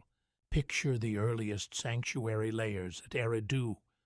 Archaeologists uncovered a long sequence of temple-building phases, one structure rising over another across time. The image is striking. Generation after generation returned to the same sacred place.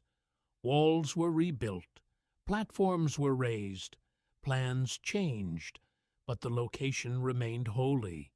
A temple could be renewed again and again while preserving the memory of divine presence. What does it mean when a people rebuild sacred space for centuries?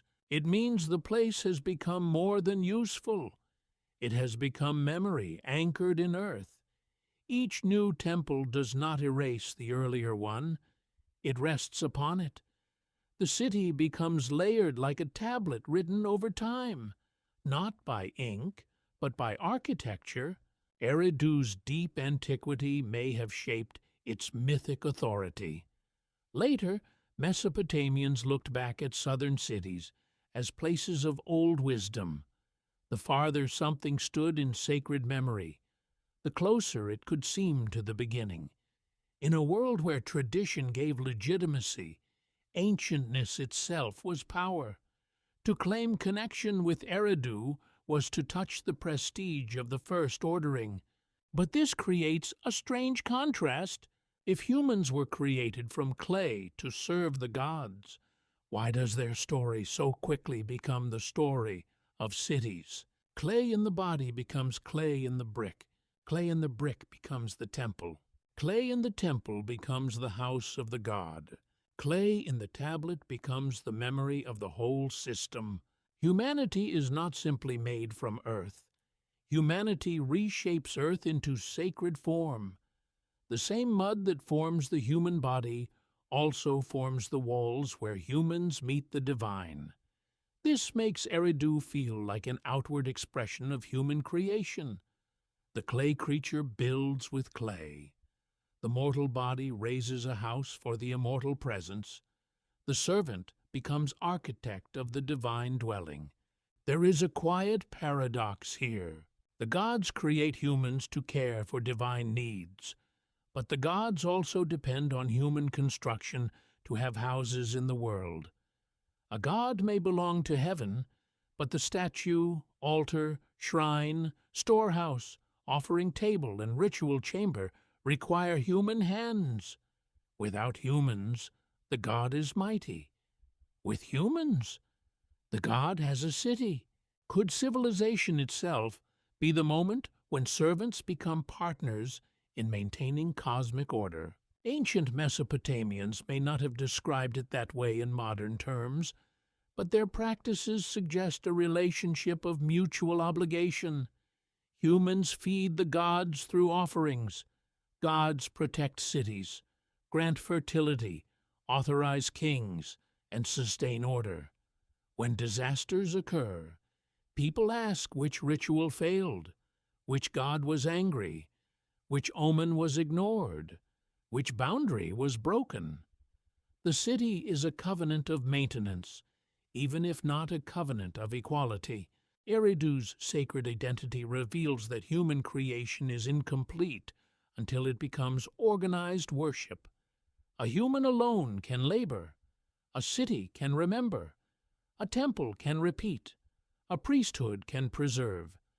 A scribal school can transmit. The first city transforms human existence from survival into tradition. This is why Eridu still haunts the imagination. Its ruins are quiet now, but the idea attached to it is enormous. It represents the place where water, wisdom, kingship, and human service meet. It suggests that civilization began not only when people gathered, but when they believed their gathering had divine meaning. Modern archaeology studies Eridu through layers, pottery, architecture, settlement patterns, and environmental context. Ancient myth remembers Eridu as a first place, a sacred beginning, a city where heaven's order touched the earth. These are different kinds of truth. One belongs to evidence, the other belongs to meaning. The mystery lives between them. A real city stood in the marshland. A divine city lived in memory. A temple rose over older temples. A god of wisdom was believed to dwell above the deep. Kingship descended. Humans served. Clay became civilization. And somewhere inside that transformation, the created worker became the builder of sacred order. If Eridu shows humanity entering the world through the city and temple, what did daily service to the gods actually demand from the people made to sustain them? What did it mean to feed a god? To a modern mind, the question can sound impossible. Gods are imagined as invisible and eternal, beyond hunger, beyond bodies, beyond the need for bread, beer, meat, incense, music, clothing, and sleep. But in ancient Mesopotamia, divine presence was not treated as a distant abstraction. The gods were powerful, terrifying, radiant, and mysterious, yet they were also served through the daily routines of a sacred household. A temple was not only a place where humans prayed, a temple was the house of a god. Inside that house, the deity was represented by a cult statue, ritually animated and treated as the living presence of the divine within the city. The statue could be washed, dressed, adorned, perfumed, carried in procession, hidden from danger, and seated before offerings. Priests and temple personnel performed these duties with exactness because the well-being of the city was believed to depend on the proper care of its divine owner. This is where the ancient claim that humans were created to serve the gods becomes visible in daily life. Service was not a vague spiritual mood. It was grain, oil, wool, sheep, dates, beer, silver, song, smoke, water, and time. It was the movement of workers through fields and storerooms. It was the careful recording of deliveries by scribes. It was the baking of bread, the brewing of beer, the slaughter of animals, the cleaning of sacred spaces, the chanting of hymns, and the maintenance of purity around the divine image. The mythic purpose of humanity became an institution. What if the origin story was also an explanation of the temple economy? Mesopotamian temples could be powerful economic centers. They held land, employed laborers, managed herds, stored goods, supported craft production, and distributed rations. Their records, written on clay tablets, show a world of accounting and administration surrounding sacred service. Barley had to be measured. Animals had to be counted. Workers had to be assigned. Offerings had to be scheduled. Nothing about divine care was casual. A god's meal required a human system. This gives the creation myths a practical force. When stories say humans were made to relieve divine labor, they do not float above reality. They echo the lived experience of a society where organized labor sustained temples and cities. Human beings were born into a world where the sacred and the economic were woven together so tightly that separating them would distort the ancient mindset. The worker in the field served the god. The brewer served the god. The scribe served the god. The musician served the god. The king served the god by building and restoring temples. The entire city, in some sense, existed under divine ownership. This does not mean everyone experienced that system in the same way. For elites, temple service could bring status, authority, and sacred prestige. For laborers, it could mean obligation, ration dependence, and heavy work. For kings, it could legitimize power. For priests, it defined identity. For scribes, it created one of the most important written worlds in human history. But the theology gave all of it a cosmic frame. Humans worked because the gods required care. Humans offered because the gods sustained order. Humans served because service was built into creation. The daily offering table becomes one of the most revealing images in Mesopotamian religion. Food was placed before the divine statue. Incense rose. Words were spoken. Music may have accompanied ritual action. After the god had received the offering, portions could be redistributed among temple personnel or others according to custom and institution. To the ancient worshipper, this was not simply symbolic in a modern sense. It was an act that maintained relationship. Food crossed the boundary between human production and divine presence. That boundary is crucial. Humans grew grain through labor and water management. They transformed grain into bread and beer. They brought these products into the sacred house. There, ordinary food entered extraordinary meaning. The offering told the god that the city remembered its duty. It told the people that their labor had cosmic value. It told the king that his order was aligned with divine order.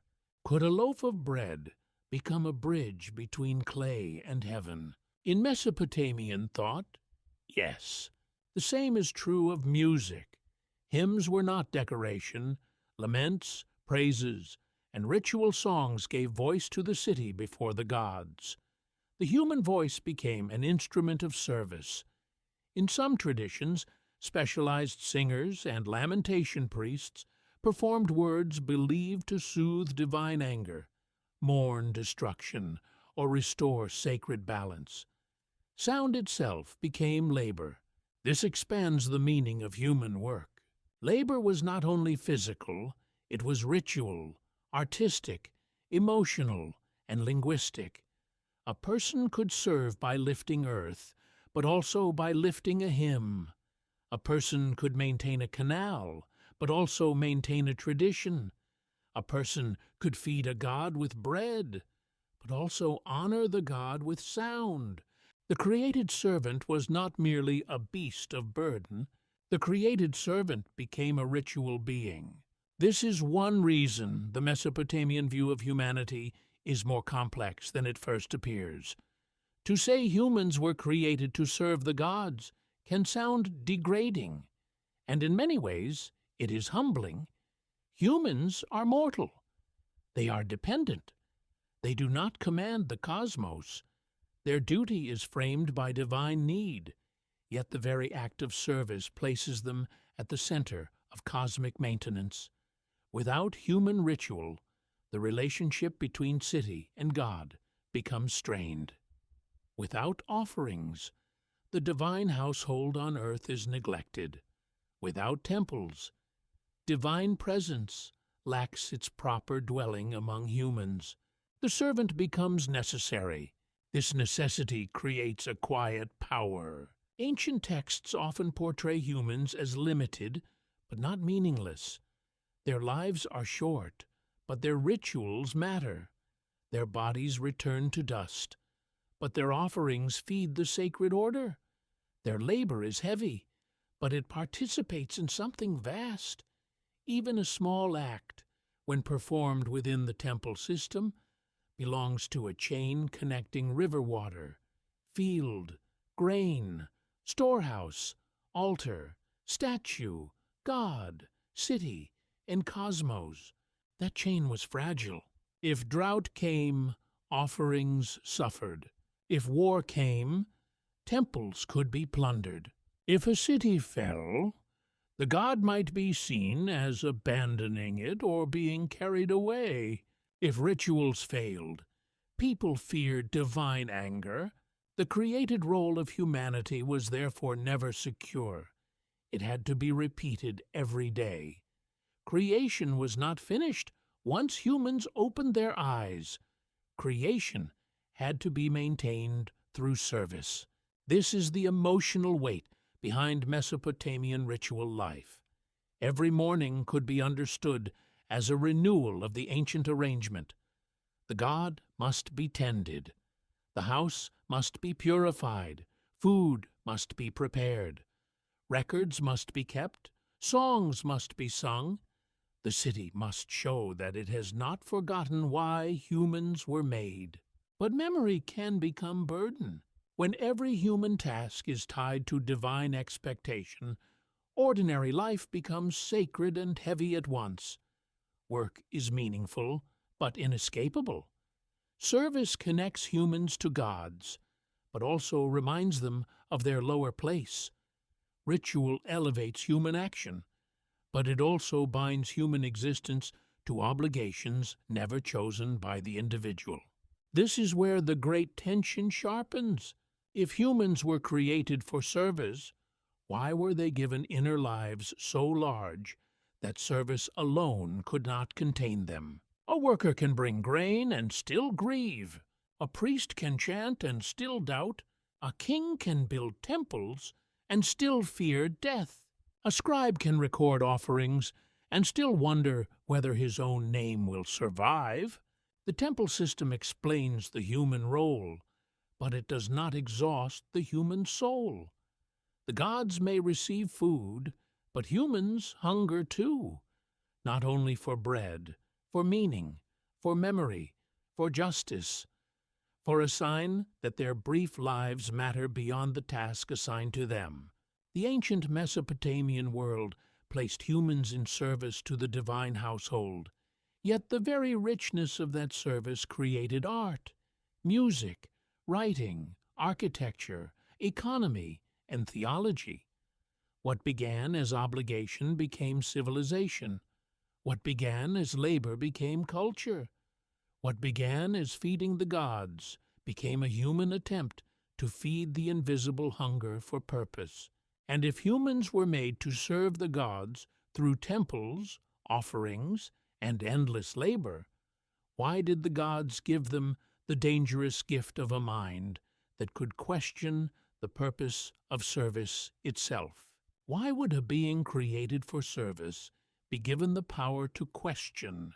This is one of the strangest tensions in Mesopotamian thought. Human beings are shaped to carry labor, maintain temples, feed the gods, and preserve order. Their place is humble. Their lives are brief. Their bodies are clay. Their destiny is bound to service. Yet the same traditions give humanity a mind large enough to suffer under its own awareness. A simple servant does not need to wonder about death. A tool does not need memory. A worker made only for obedience does not need dreams, grief, poetry, fear of the underworld, or the longing to be remembered. But human beings have all of these. That is where the gift becomes a burden. In the Mesopotamian world, intelligence was not a simple blessing. Wisdom could protect a person, but it could also reveal the limits of human life. A farmer may know the rhythm of water and soil, but still lose the harvest to drought. A healer may know rituals and remedies, but still watch a patient die. A king may understand power, but still lie awake beneath the shadow of mortality. A scribe may master signs, numbers, hymns, and myths, but still understand that even writing cannot save the body from dust. Knowledge makes life meaningful. Knowledge also makes suffering deeper. This is why Mesopotamian literature often feels darker than people expect. It does not always celebrate human wisdom as liberation. It shows wisdom as a lantern carried through a narrow passage. The lantern helps a person see, but what it reveals is not always comforting. It reveals the grave. It reveals divine silence. It reveals injustice. It reveals that even the strong are temporary. The Epic of Gilgamesh captures this feeling with unforgettable force. Gilgamesh is a king, a builder, a warrior, a man of enormous energy. Yet the death of Enkidu breaks open a question no achievement can silence. Gilgamesh does not merely mourn his friend. He suddenly sees his own ending. His intelligence becomes a wound.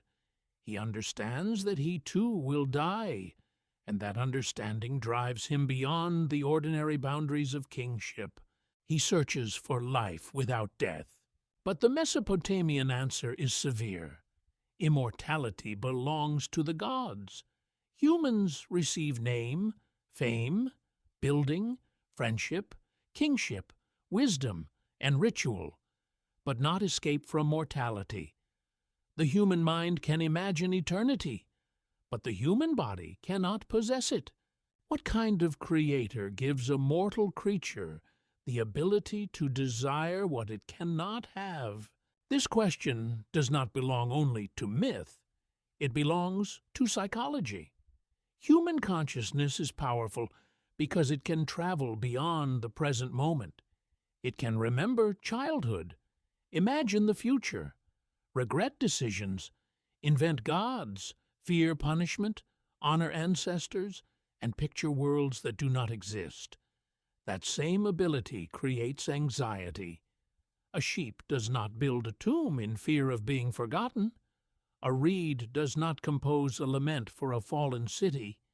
A clay brick does not ask whether the house it supports has meaning. Humans ask.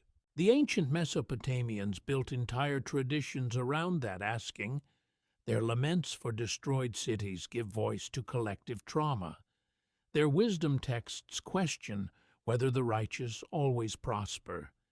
Their rituals seek to calm divine anger. Their omens search for messages in the sky, dreams, births, weather, and the organs of sacrificed animals. Their funerary customs show concern for the dead and for the continuing relationship between the living and the underworld. This is not the behavior of creatures who merely work. It is the behavior of beings trying to understand why they suffer. The gift of intelligence therefore creates a second labor. The body works in fields, canals, temples, and households. The mind works in memory, fear, interpretation, and hope. One labor feeds the gods. The other tries to feed the human hunger for meaning. Perhaps this is why scribes became such important figures in Mesopotamian culture. Writing was more than a practical skill. It was a way of defeating disappearance, at least partially. A spoken word vanishes as soon as breath ends. A written sign remains. A name pressed into clay can survive fire, collapse, burial, and empire. The scribe turns fragile human thought into durable matter. There is something almost defiant in that act. The human body is clay that dies. The tablet is clay that remembers. A scribe could not grant immortality, but he could create endurance. He could copy the name of a king, preserve the praise of a god, record a law, list an offering, or transmit a myth across generations. He could make memory harder to destroy. In a civilization where humans were mortal servants, writing became one of the few ways human beings could touch permanence. But permanence has its own burden. To remember is to carry loss. A city that preserves its history also preserves its disasters. A family that honors ancestors also feels the absence of the dead. A king who seeks eternal fame must fear disgrace. A people who write myths of creation must also confront the possibility that their own origin is not as comforting as they wish. The human mind becomes a temple filled with offerings and shadows. Modern interpreters often see Mesopotamian creation myths as reflections of early urban society, labor organization, temple economy, and theological imagination. That view is valuable, but it does not drain the myths of emotional power. It shows how deeply ancient people connected social life with cosmic meaning. Work was not only economic, it was sacred. Death was not only biological, it was existential. Memory was not only mental, it was a struggle against oblivion. The created human being stands inside all of these tensions, made to serve, but able to question service, made from clay, but aware of the stars, made mortal, but haunted by immortality, made small, but capable of preserving words for thousands of years. This may be the true burden of the gift. Humans are given enough divine substance to feel the weight of divine absence. They can approach the gods through offerings, hymns, dreams, omens, and rituals, but they cannot command the gods to answer clearly. They can build temples, but they cannot force heaven to speak. They can search the sky, but every sign still requires interpretation. The gods remain near enough to demand service. They remain distant enough to create mystery. That distance is where human consciousness grows restless.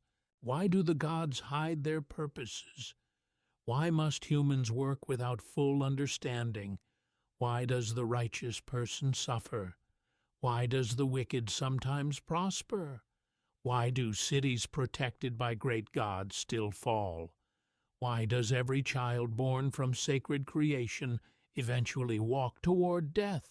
Mesopotamian texts do not remove these questions. They preserve them. That preservation is remarkable. A civilization could have told only stories of obedience and divine glory. Instead, it also left behind grief, complaint, fear, longing, and philosophical unease. The human being in these traditions is not a flat servant. The human being is a sacred contradiction, assigned to labor yet inwardly open to wonder. And wonder cannot be completely controlled. A person who wonders may still obey, but obedience changes when the mind begins to ask why. Service becomes layered. Ritual becomes charged with longing. Work becomes tied to identity. Death becomes more than an ending. Creation becomes a question, returning through every generation. Maybe this is why the gods in Mesopotamian myth seem both wise and troubled by their own creation. To make humans useful, they had to make humans aware. To make humans capable of ritual, they had to give them imagination. To make them remember the gods, they had to give them memory. But memory also lets humans remember suffering. Imagination lets them picture freedom. Awareness lets them feel injustice. The gift becomes impossible to separate from the burden. Humanity's mind is therefore not an accidental ornament added to a worker's body. It is the dangerous requirement that makes sacred service possible. A mindless creature can perform motion. Only a conscious creature can offer worship. Only a conscious creature can speak a hymn and mean it. Only a conscious creature can fear divine anger, seek mercy, and preserve the names of the dead. The gods needed servants. They created worshippers, and a worshipper is far more mysterious than a servant, because worship requires an inner world. That inner world is where Mesopotamian humanity becomes unforgettable. It is where clay begins to dream. It is where labor becomes prayer. It is where death becomes a question. It is where memory becomes resistance against the dark. If humans were given intelligence to serve the gods, why does the same divine ingredient inside them make them seem partly sacred, partly wounded, and never fully at peace? What does it mean for human beings to carry the trace of a slain god? The image is disturbing because it refuses to let humanity be simple. In Mesopotamian creation traditions, the human being is not merely shaped from earth and given a task. A divine life is involved, a god is killed, and something from that god enters the mixture from which humans arise. The body belongs to clay, but the inner mystery is tied to divine blood, divine flesh, divine essence, or divine intelligence, depending on how the ancient lines are interpreted. This is not a comforting origin. It suggests that human life begins with sacrifice. The god often named in Akkadian versions as Wee-Ilu or Ilawela is not one of the most famous divine personalities in popular memory.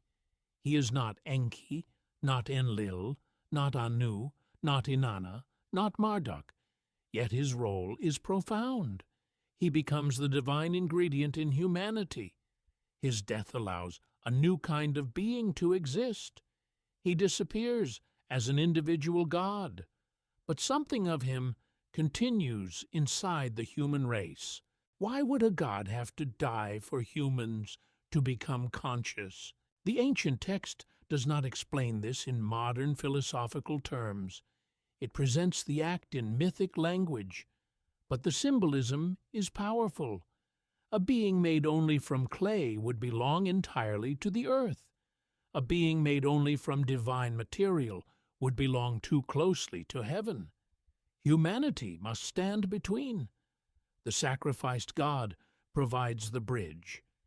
His substance gives humans a connection to the divine realm, while mortality keeps them bound below. This creates one of the most important contradictions in Mesopotamian anthropology. Humans are lowly, but not worthless. Humans are mortal, but not merely animal. Humans are servants, but not empty instruments. Humans die, yet contain something that came from a god. That double identity may explain why Mesopotamian religion treated human life with both humility and seriousness. People were not equal to the gods. They could not demand immortality. They depended on divine favor, ritual correctness, and the stability of the city. Yet they could approach the gods through offerings and hymns. They could receive dreams. They could be warned by omens. They could be purified. They could be named, remembered, mourned, and ritually cared for after death.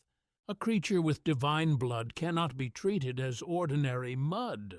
But divine blood does not save the creature from the grave. This is where the image becomes tragic. The divine element inside humanity does not grant eternal life. It grants awareness. It may grant responsibility. It may grant the ability to serve the gods properly. It may explain the human capacity for speech, ritual, memory, and moral anxiety. But it does not break the boundary between God and mortal. The human being receives enough of the divine to know what it lacks. Could that be the deepest wound in the human condition, to carry a trace of heaven while being destined for dust? This idea appears emotionally across Mesopotamian literature, even when the creation myth itself is not being retold. Gilgamesh is part divine in lineage, but he cannot escape death. Kings are chosen by gods, yet they fall. Cities are beloved by deities, yet they burn. Wisdom is praised, yet wisdom cannot overturn fate. The divine world touches human life constantly, but the touch is not the same as rescue. The divine ingredient elevates humanity and condemns humanity to longing. It is also significant that the God used in creation is associated in some interpretations with intelligence, spirit, or the capacity that makes humans aware. Scholars debate the exact meaning of the name and the surrounding passage, but the story's dramatic function is clear. The sacrificed God contributes more than decoration. His death becomes the reason humans are not lifeless clay. Something inside them remembers, speaks, obeys, grieves, and perhaps rebels. This may also explain why human noise becomes such a problem in flood traditions. Noise is not only sound, It is the sign of population, activity, desire, conflict, ritual, birth, labor, and unrest. Humans multiply. They fill the earth with presence. They are no longer passive solutions to divine labor. They become a force. Their consciousness makes them active in the world. They build, speak, cry, sing, argue, pray, and disturb. The divine blood inside humanity does not produce quiet obedience. It produces life, and life overflows. That overflowing quality may have frightened the mythic imagination. A created servant with no divine spark would remain manageable, but a being made with divine essence can grow beyond its assigned role. It can form families, cities, songs, laws, ambitions, and griefs. It can become attached to existence. It can resist destruction. It can seek hidden knowledge. It can ask why the gods made it only to let it suffer. In this way, the sacrificed God does not only animate humans, he haunts them. His death becomes the buried memory inside human consciousness, not a memory in the ordinary sense, not something a person can recall like a childhood scene, but a mythic memory written into identity. Humans are living reminders that the divine order solved its crisis through violence. They are the children of a wound. This gives the creation account a shadowed moral depth. The gods solve the labor rebellion by creating humans, but they do so through the death of one of their own.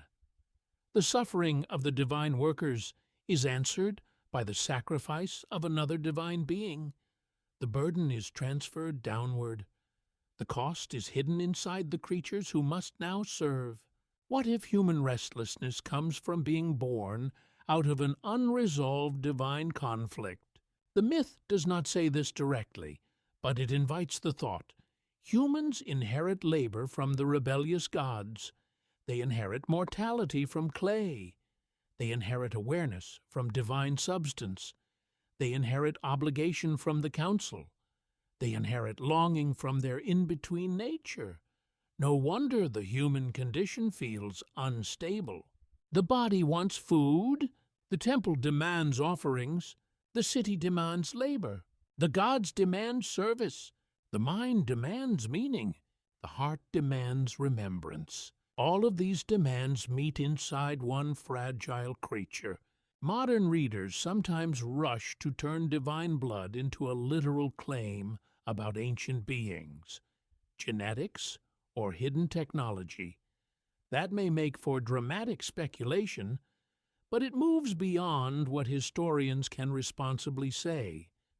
The ancient texts speak in the language of myth, sacrifice, theology, and cosmic order.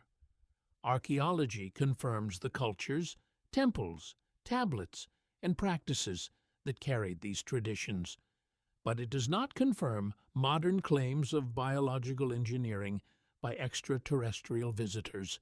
The power of the myth does not require that leap.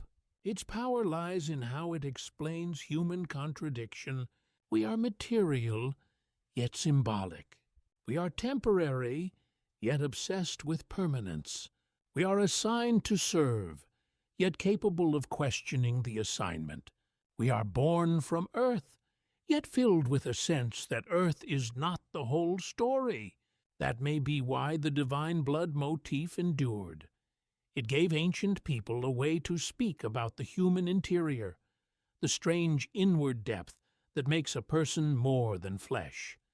It explained why humans could stand before a god statue and feel fear, devotion, shame, hope, and awe. It explained why the dead required care. It explained why names mattered. It explained why dreams might carry messages from beyond ordinary sight. A creature made only of clay would not need omens. A creature made only for labor would not need hymns. A creature with divine blood needs both, The sacrificed God's essence turns humanity into a vessel of sacred tension. The vessel is breakable like every clay vessel, but while it exists, it holds something astonishing. It can hold prayer, it can hold memory, it can hold terror, it can hold love, it can hold rebellion, it can hold the image of the gods and the knowledge of death at the same time. This is why the human being becomes the most paradoxical creation in Mesopotamian myth. Not the strongest, not the oldest, not the purest, the most divided, the most burdened with meaning, the one made from a god's death, who must spend life serving gods who do not die. And if humanity carries divine blood as both gift and wound, why do the myths divide the heavenly world between the great Anunnaki and the laboring Agigi? Why would the heavens need a hierarchy? In Mesopotamian mythology, the divine world is not a simple gathering of equal beings.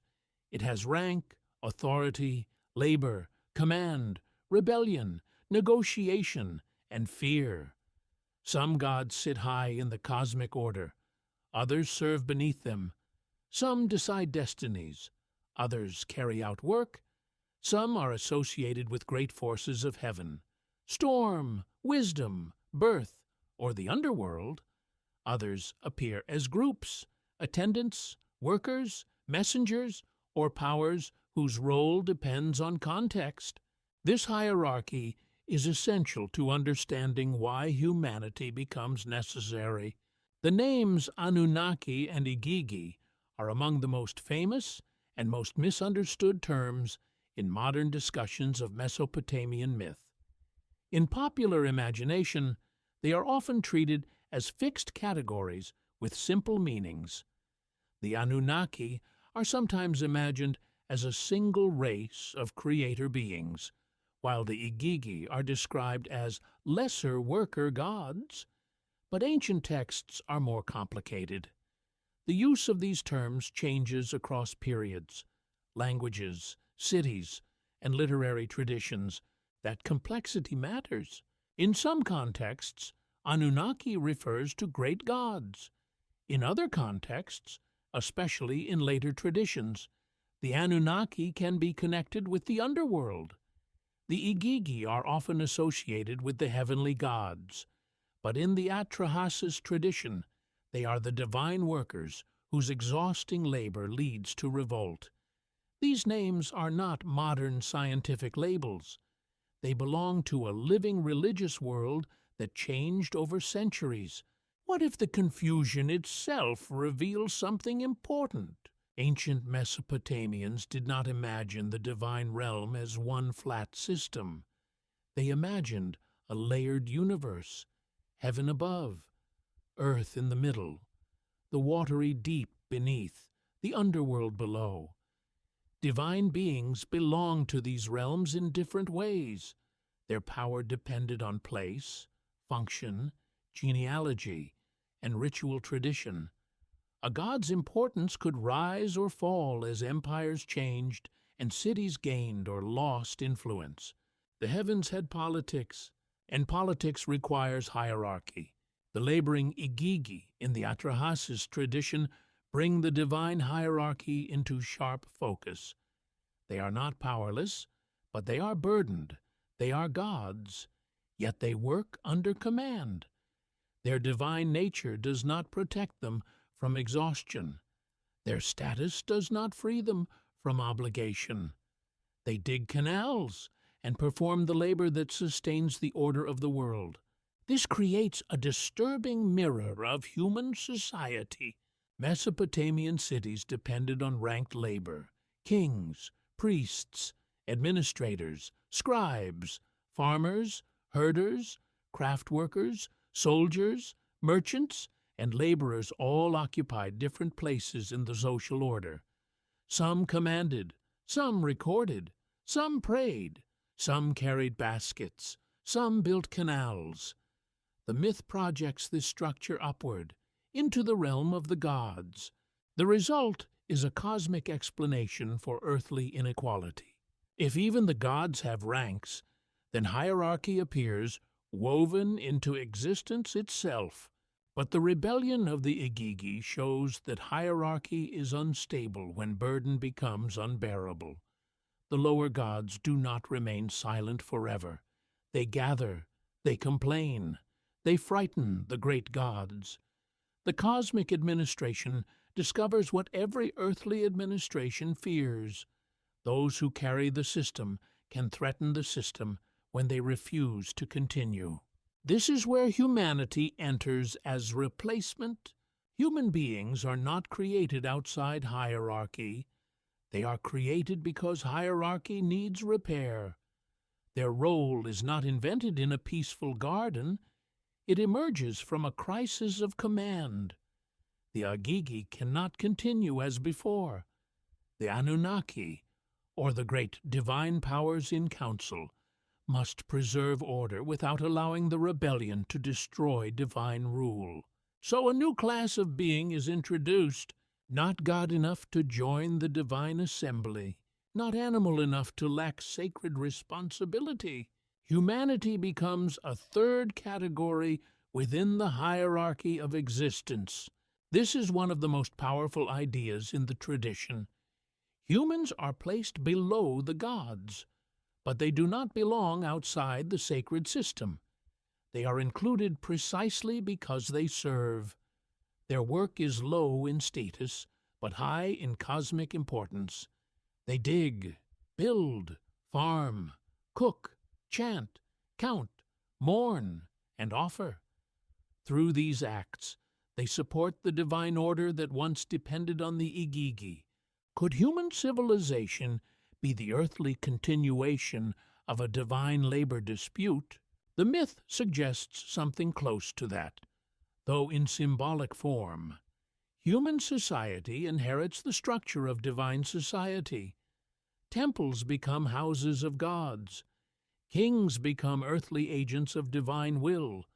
Priests become caretakers of sacred presence. Scribes become keepers of memory.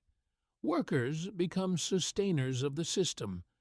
The city becomes a visible copy of invisible order. But there is a dangerous irony. The gods create humans to solve the rebellion of divine workers, yet human society itself soon contains workers, rulers, complaints, burdens, and resistance.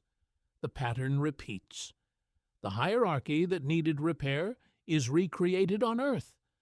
The divine crisis becomes human civilization. This is not accidental storytelling. Ancient myths often explain why the world is the way it is by placing its structure in sacred time. If people live under kings, then kingship descended from heaven. If people labor for temples, then humans were made to serve gods. If society has ranks, then the divine world has ranks too. Myth does not merely entertain, it naturalizes a worldview. Yet, Mesopotamian myths are not simple propaganda. They preserve anxiety inside the system they justify. The Igigi suffer. The gods fear revolt. The assembly must compromise. A divine being is sacrificed. Humanity is burdened. Later, humans become too numerous and too loud. The story knows that order has a cost. This is what makes the Anunnaki and Igigi relationship so important.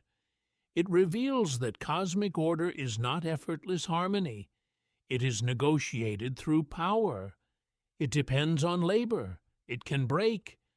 It requires substitutions, decrees, sacrifices, and rituals to remain stable. The gods themselves are caught inside the structure they rule. Humans inherit that structure, but with an added burden. The Igagi are gods who rebel against labor. Humans are mortals who must carry labor while also fearing death. In some ways, humanity receives a heavier fate than the divine workers. The Igigi resist exhaustion. Humans receive exhaustion plus mortality. Why would the gods consider this just? The myths do not answer with modern moral clarity. They belong to a world where divine decision is not always measured by human fairness. The gods act to preserve order. Human beings must accept their place within that order.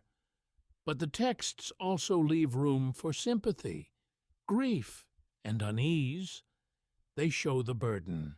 They do not hide it. This helps explain why Mesopotamian religion placed such emphasis on ritual maintenance. A hierarchy born from crisis cannot be neglected. The gods must be honored. Offerings must be made. Omens must be read. Purity must be preserved. Kings must build temples. Scribes must copy the old words.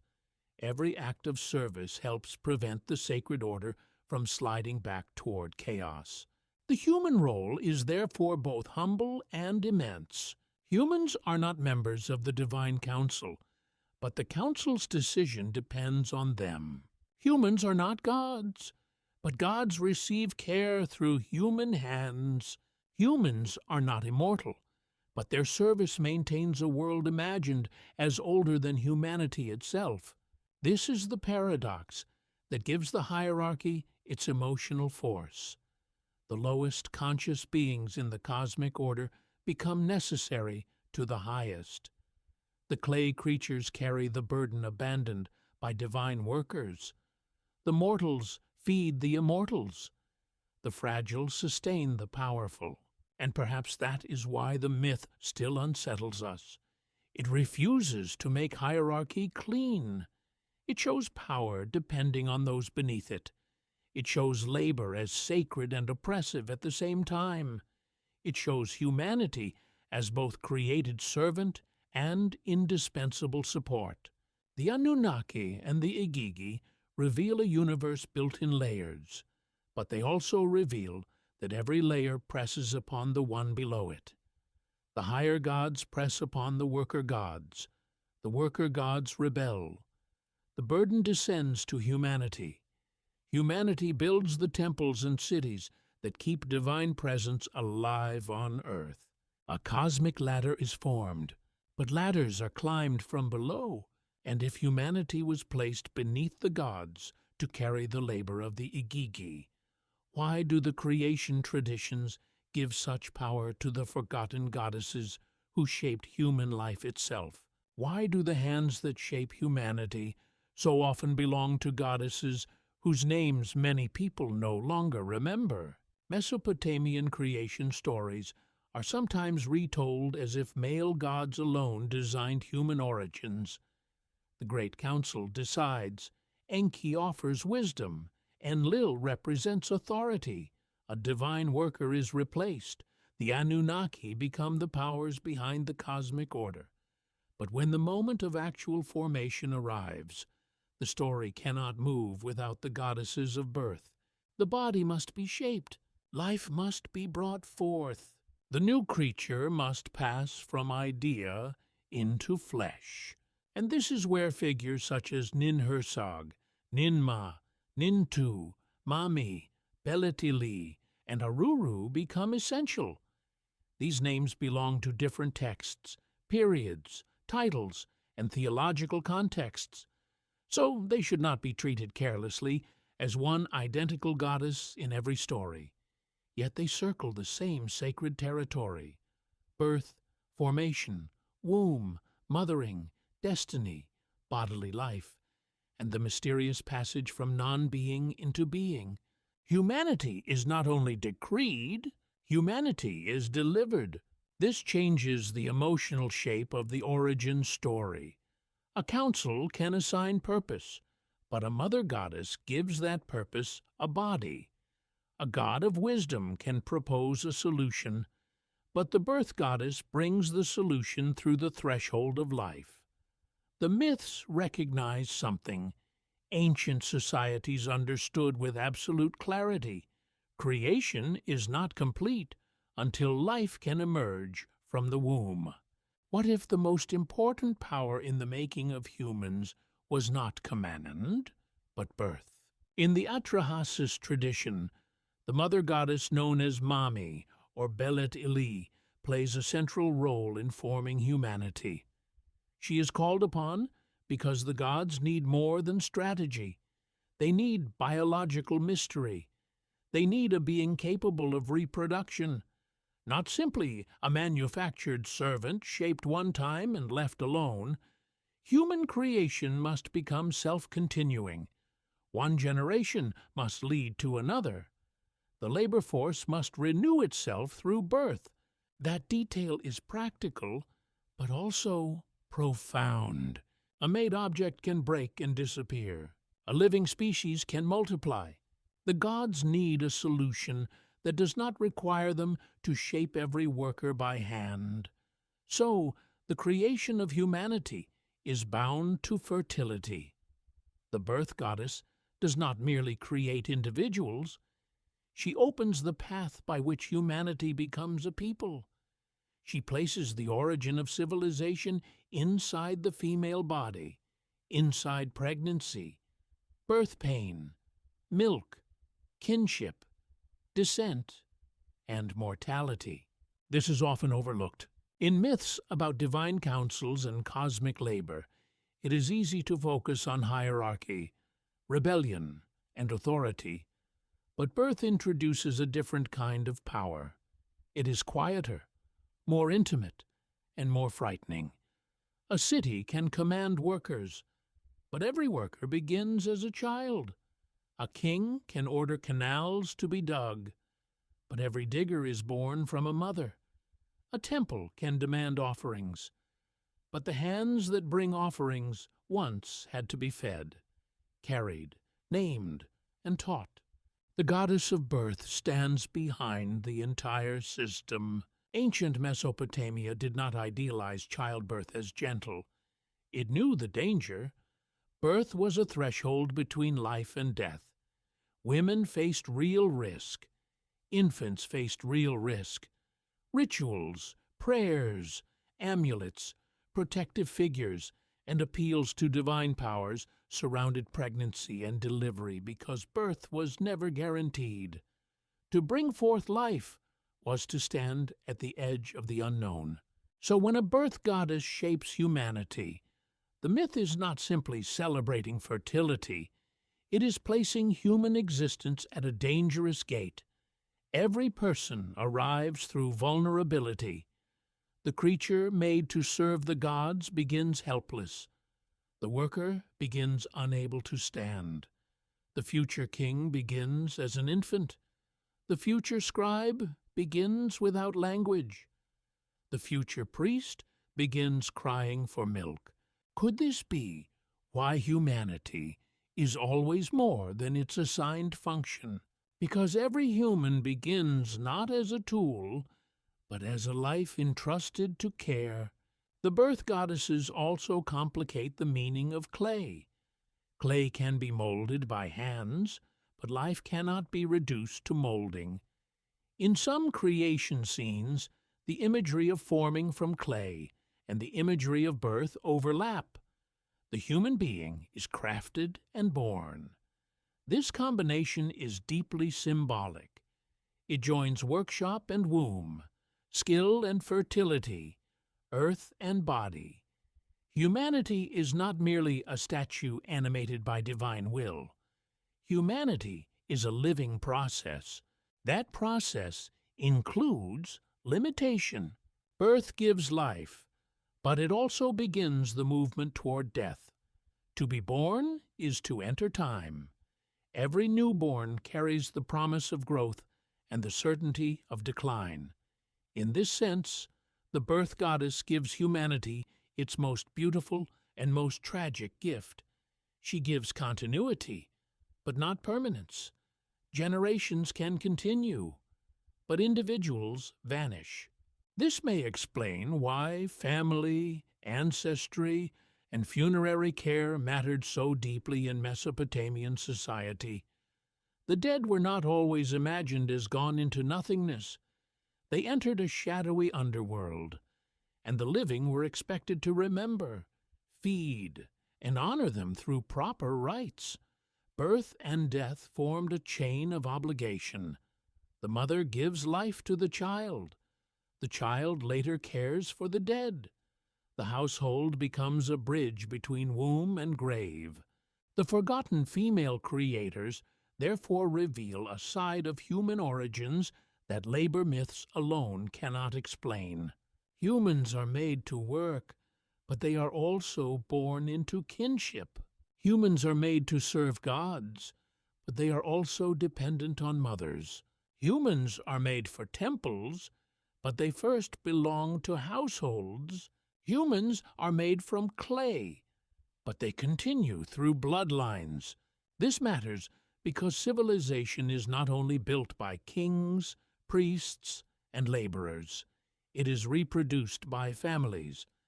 The temple economy may organize grain and animals, but the household sustains everyday life. Women ground flour, brewed beer, wove textiles, bore children, performed laments, participated in ritual life, and held roles that varied by time, class, city, and institution. The world of creation cannot be understood without the world of women, birth, and domestic continuity. The myths preserve this truth in divine form. Ninhursag, Ninmah, Nintu, Mami, Beletili, and Aruru are not decorative figures. They carry the power of embodiment. They remind us that every cosmic plan must pass through flesh.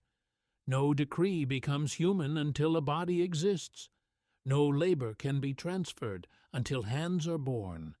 No offering can be brought until a person grows from helplessness into action. There is also a deeper theological tension. Male gods may debate the need for humanity, but the birth goddess can sometimes challenge, shape, or complicate their plans. In Enki and Ninmah, the act of forming human beings becomes almost a contest of wisdom and creative power. Bodies that seem incomplete are given destinies. The goddess creates, and Enki responds. The story plays with the boundary between flaw and function, showing that birth is not a mechanical process controlled by one divine command. Life exceeds planning. This is why the female creators are so important to the mystery. They suggest that humanity was not simply engineered for labor in a cold cosmic transaction. Humanity emerged through a sacred drama of body, vulnerability, fertility, destiny, and care. The gods may have wanted workers, but the birth goddesses gave them human beings. And human beings do not remain abstract. They cry, they hunger, they love, they bury their dead. They remember their mothers. They fear losing children. They sing laments for ruined cities as if the city itself were a grieving woman. They imagine goddesses who mourn, protect, rage, heal, and give life. The creation of humanity through goddess power opens a softer but more unsettling mystery. If the gods needed servants, why involve the dangerous tenderness of birth? Why create a species that could multiply through love, pain, and family, rather than a silent race of workers without attachment? Perhaps because service without attachment cannot sustain a civilization. Temples need labor, but cities need mothers. Kings need armies, but households need children. Gods need offerings, but offerings require generations who remember how to give them. The birth goddesses stand at the hidden root of all of this. They reveal that humanity's purpose is not exhausted by duty. It is also carried through vulnerability. The first human is not merely a servant standing before a god. The first human is also a body formed by divine motherhood, entering a world where every act of life depends on another life. And if the goddesses gave humanity birth, kinship, and the power to multiply, why did the gods later become disturbed by the very growth of the creatures they had made?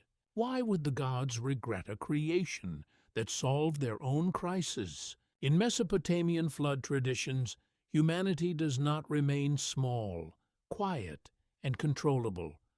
The beings formed to carry labor begin to multiply. Households grow, cities expand, fields spread along canals, voices rise from markets, temples, workshops, and crowded dwellings. Human presence fills the world with movement. What began as a solution becomes overwhelming. The problem is often described as noise. At first, that may seem almost strange. Why would noise matter to gods? Why would divine beings, imagined as powerful enough to command storms, rivers, kings, and destinies, be disturbed by the sound of human life? But in ancient myth, noise is not merely sound, it is a sign of excess, it is population, it is disorder, it is relentless activity. It is humanity no longer functioning as a quiet servant class, but spreading as a living force. The gods wanted labor, but laborers have children. Children become families. Families become settlements. Settlements become cities. Cities become civilizations. And civilization is never silent. The Atrahasis epic presents this tension with haunting directness. Human beings multiply, and their clamor troubles the divine world. Enlil, associated with authority and command, becomes unable to rest. The noise of humanity rises like a challenge to divine order.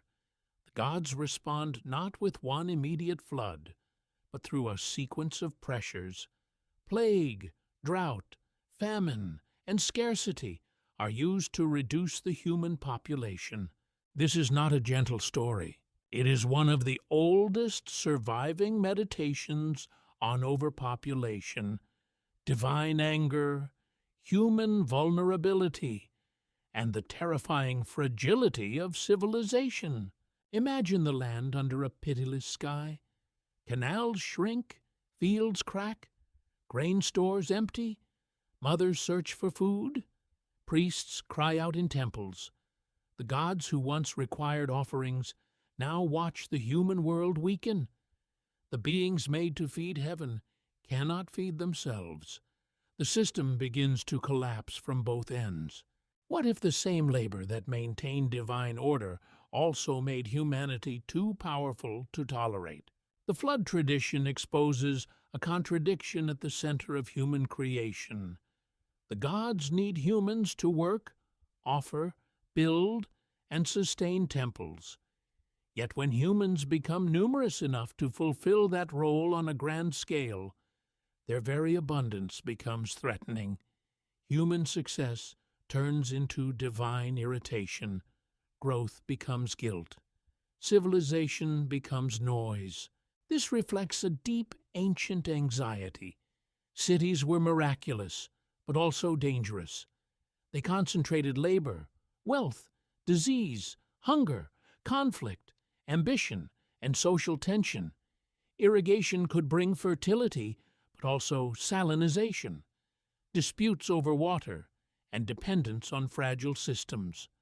Population growth could strengthen a city, but also strain food supply. The myths encode these pressures in divine language. When life expands beyond balance, the gods restore balance through disaster. But the method is horrifying. In the Atrahasis tradition, humanity is first struck by plague. The people cry out. Ritual response matters. The wise figure Atrahasis receives guidance from Enki, the god of wisdom, who helps humans redirect their appeals. The pressure eases later. Drought and famine come. Again, divine strategy and human ritual response are intertwined.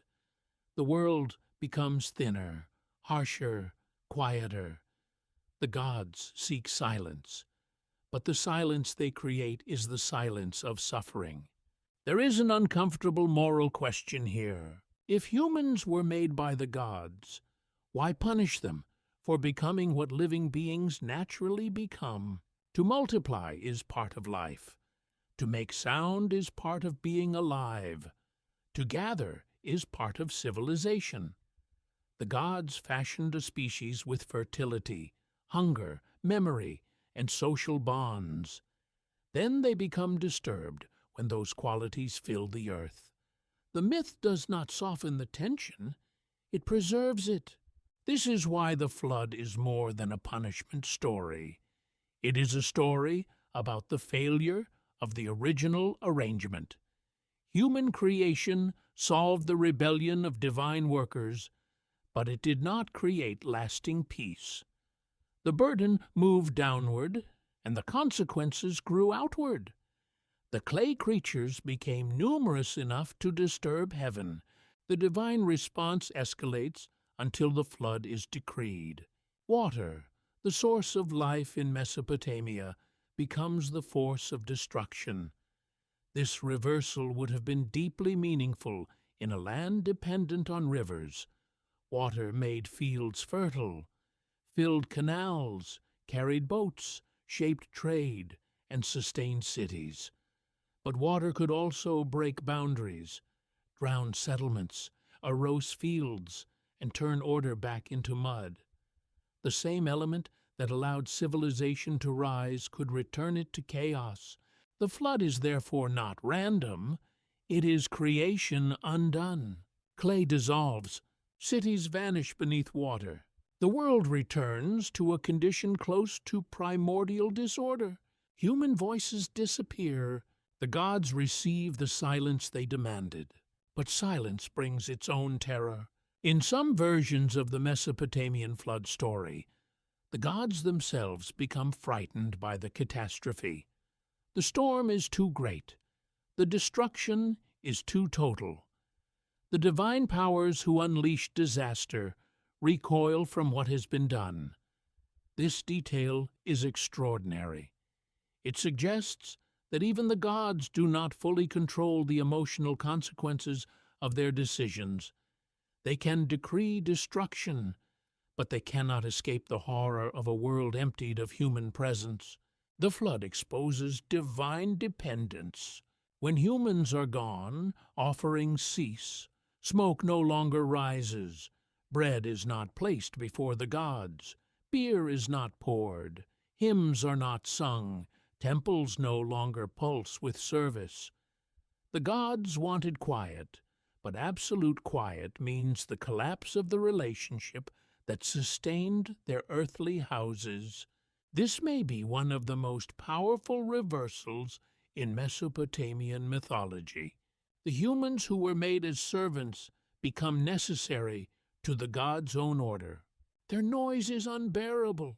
Their absence is worse. After the flood, when sacrifice is offered again, the gods gather around it. The image is often described with language that suggests hunger and relief.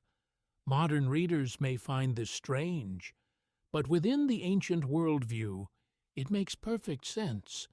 The divine household has been deprived. The system has been interrupted. Human ritual restores the connection. The flood almost destroys creation, but it also proves why creation cannot simply be erased. Humanity is dangerous because it grows. Humanity is necessary because it serves. Humanity is fragile because it can be drowned. Humanity is resilient because one survivor can preserve the line. This is where the flood becomes a turning point in the meaning of human existence. The gods learn, in mythic form, that destruction cannot be the final answer. The human problem must be managed, limited, regulated, and ritualized, but not completely removed. Later traditions include measures that explain mortality, infertility, infant mortality, priestly celibacy in some contexts, or other population-limiting forces, depending on the text and interpretation. The message is not modern policy, it is mythic balance. Life must continue, but not without boundaries. This gives the flood a tragic function. It marks the moment when human creation is nearly revoked. The beings shaped from clay and divine essence are almost returned to nothing. Civilization is shown to be temporary, conditional, dependent on divine patience and ecological balance. The river valley that nurtures life can also become a grave. The flood story also reveals something about memory. A total flood would erase witnesses, yet the story survives because one line of memory remains. The ancient world seems to understand that survival is not only biological, it is narrative. A survivor must remember what happened. A warning must be carried. A ritual must restart. A name must be preserved. Without memory, survival is only breathing. With memory, survival becomes civilization again. This is why the flood tradition haunted Mesopotamia and later cultures so deeply. It asks whether humanity deserves to continue. It asks whether divine justice can become excessive. It asks whether civilization is always one disaster away from mud. It asks whether the gods control destruction, or whether destruction reveals something uncontrolled inside the divine order itself. The flood does not remove the mystery of human creation. It intensifies it. If humans were made to serve, why were they almost annihilated? If humans were too noisy, why did the gods miss their offerings? If human multiplication was the problem, why preserve even one family? If creation had failed, why allow it to begin again? The flood shows humanity standing between necessity and threat. The gods cannot live comfortably with human excess, but they cannot fully return to a world without human service. The result is a new and uneasy arrangement. Humanity continues, but under the shadow of remembered destruction. Every city built after such a story is built on warning. Every offering rises from a world once nearly silenced. Every child born carries the question of why life was allowed to continue. And if the flood was meant to erase humanity's noise, why was one human chosen to hear the secret warning the rest of the world never received? Why would one human be warned when the rest of the world was left in darkness? The flood traditions of Mesopotamia turn on this unsettling moment. The gods have decided that humanity must be destroyed, but one human receives knowledge that should have remained hidden. A secret passes from the divine world into the human world. A command of destruction is broken by a whisper of mercy, wisdom, or rebellion, depending on how the story is read. The survivor is known by different names in different traditions. In Sumerian tradition, Ziusudra appears as a pious king who survives the flood. In the Akkadian Atrahasis epic, Atrahasis is the wise human who receives warning. In the epic of Gilgamesh, Utnapishtim tells Gilgamesh how he survived the Great Deluge and was granted a fate unlike ordinary humans. These figures are not identical in every detail, but they occupy the same sacred role. They are the human bridge across destruction. They are memory in human form. But why them? The answer begins with wisdom. The survivor is not portrayed as random. He is attentive. He is connected to the divine order. He is capable of receiving instruction. In the Atrahasis tradition, Enki, the god of wisdom, plays the crucial role, bound by the decision of the divine council. He does not simply announce the secret openly. Instead, in a famous narrative strategy, He speaks to a wall or reed structure, allowing the human to hear the warning indirectly. The scene is mysterious and brilliant. A god does not break the decree in the most obvious way. He bends the path of speech. He sends truth through a boundary. A wall hears, and the man understands. What if survival depends not only on being chosen, but on knowing how to listen? The instruction is practical. Build a boat. Prepare for waters that will erase the world. Take life inside the vessel. Leave behind the ordinary future. The survivor must believe a disaster no one else can yet see. He must act before evidence appears. He must endure the suspicion that always follows secret knowledge. Imagine the visual scene. A city continues in its rhythms. Workers move through streets. Families prepare meals. Temples receive offerings. The sky may still look ordinary. The rivers still move within their banks. Yet one man begins building against the end of the world. How could he explain himself? Some versions include the difficulty of deception or concealment. A person warned of cosmic destruction cannot easily tell the whole truth.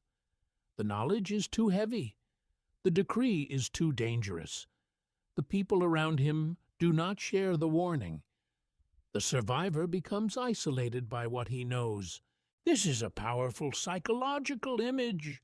To know the future is not always a blessing. It can separate a person from everyone who still lives inside normal time. The boat itself becomes a strange symbol. It is not simply a vehicle.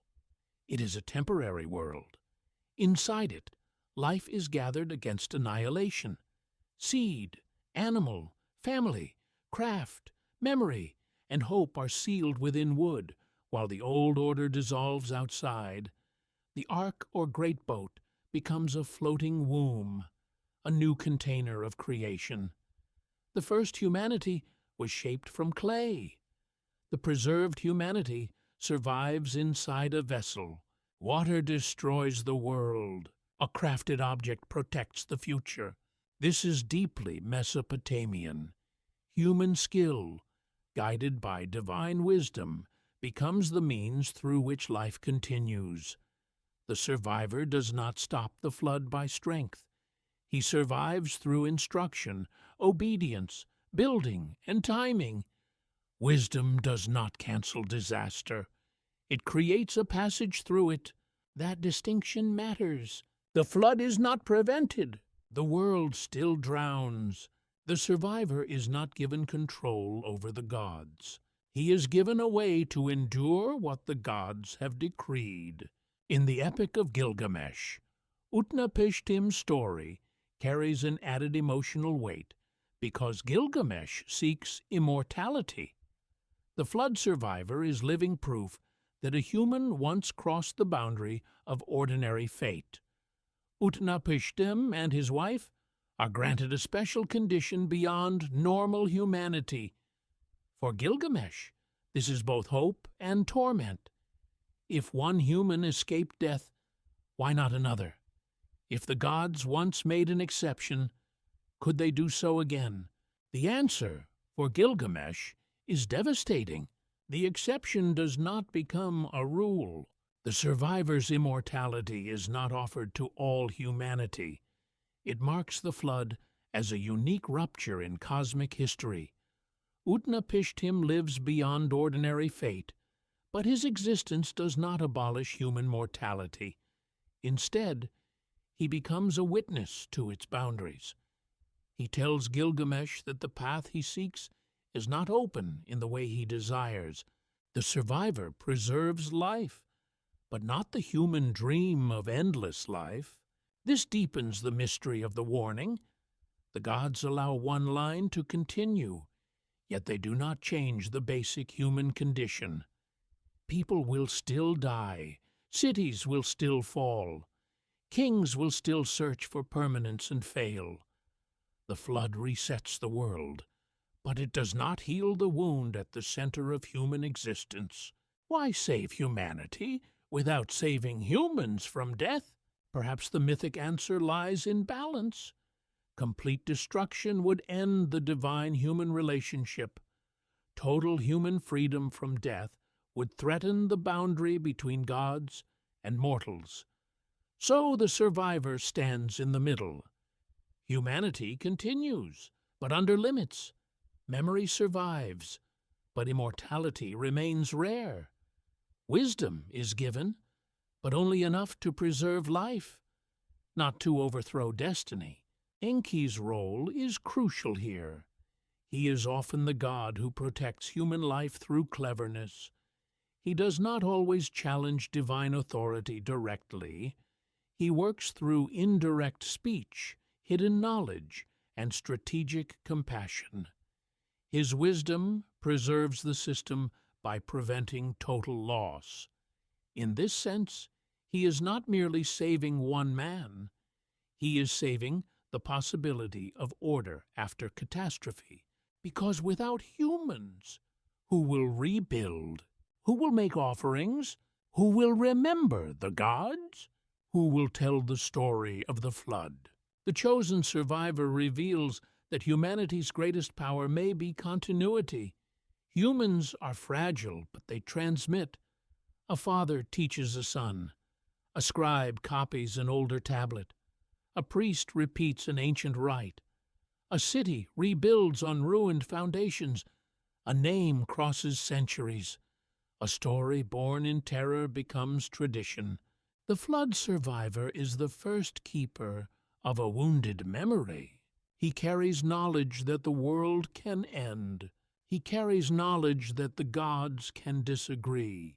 He carries knowledge that wisdom may hide inside indirect speech. He carries knowledge that survival demands preparation before certainty. This makes him more than a lucky man.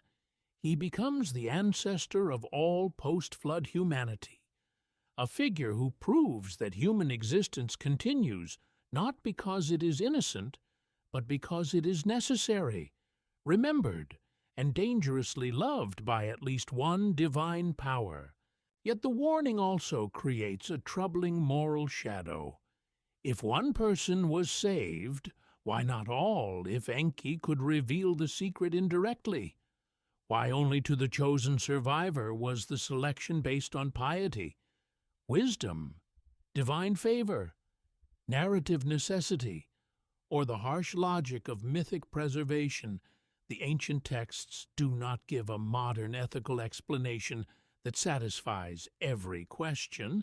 They leave grief inside the miracle. That grief is important. A survival story without grief becomes triumph. Mesopotamian flood tradition is not pure triumph. It is survival under the weight of the drowned. The boat may land.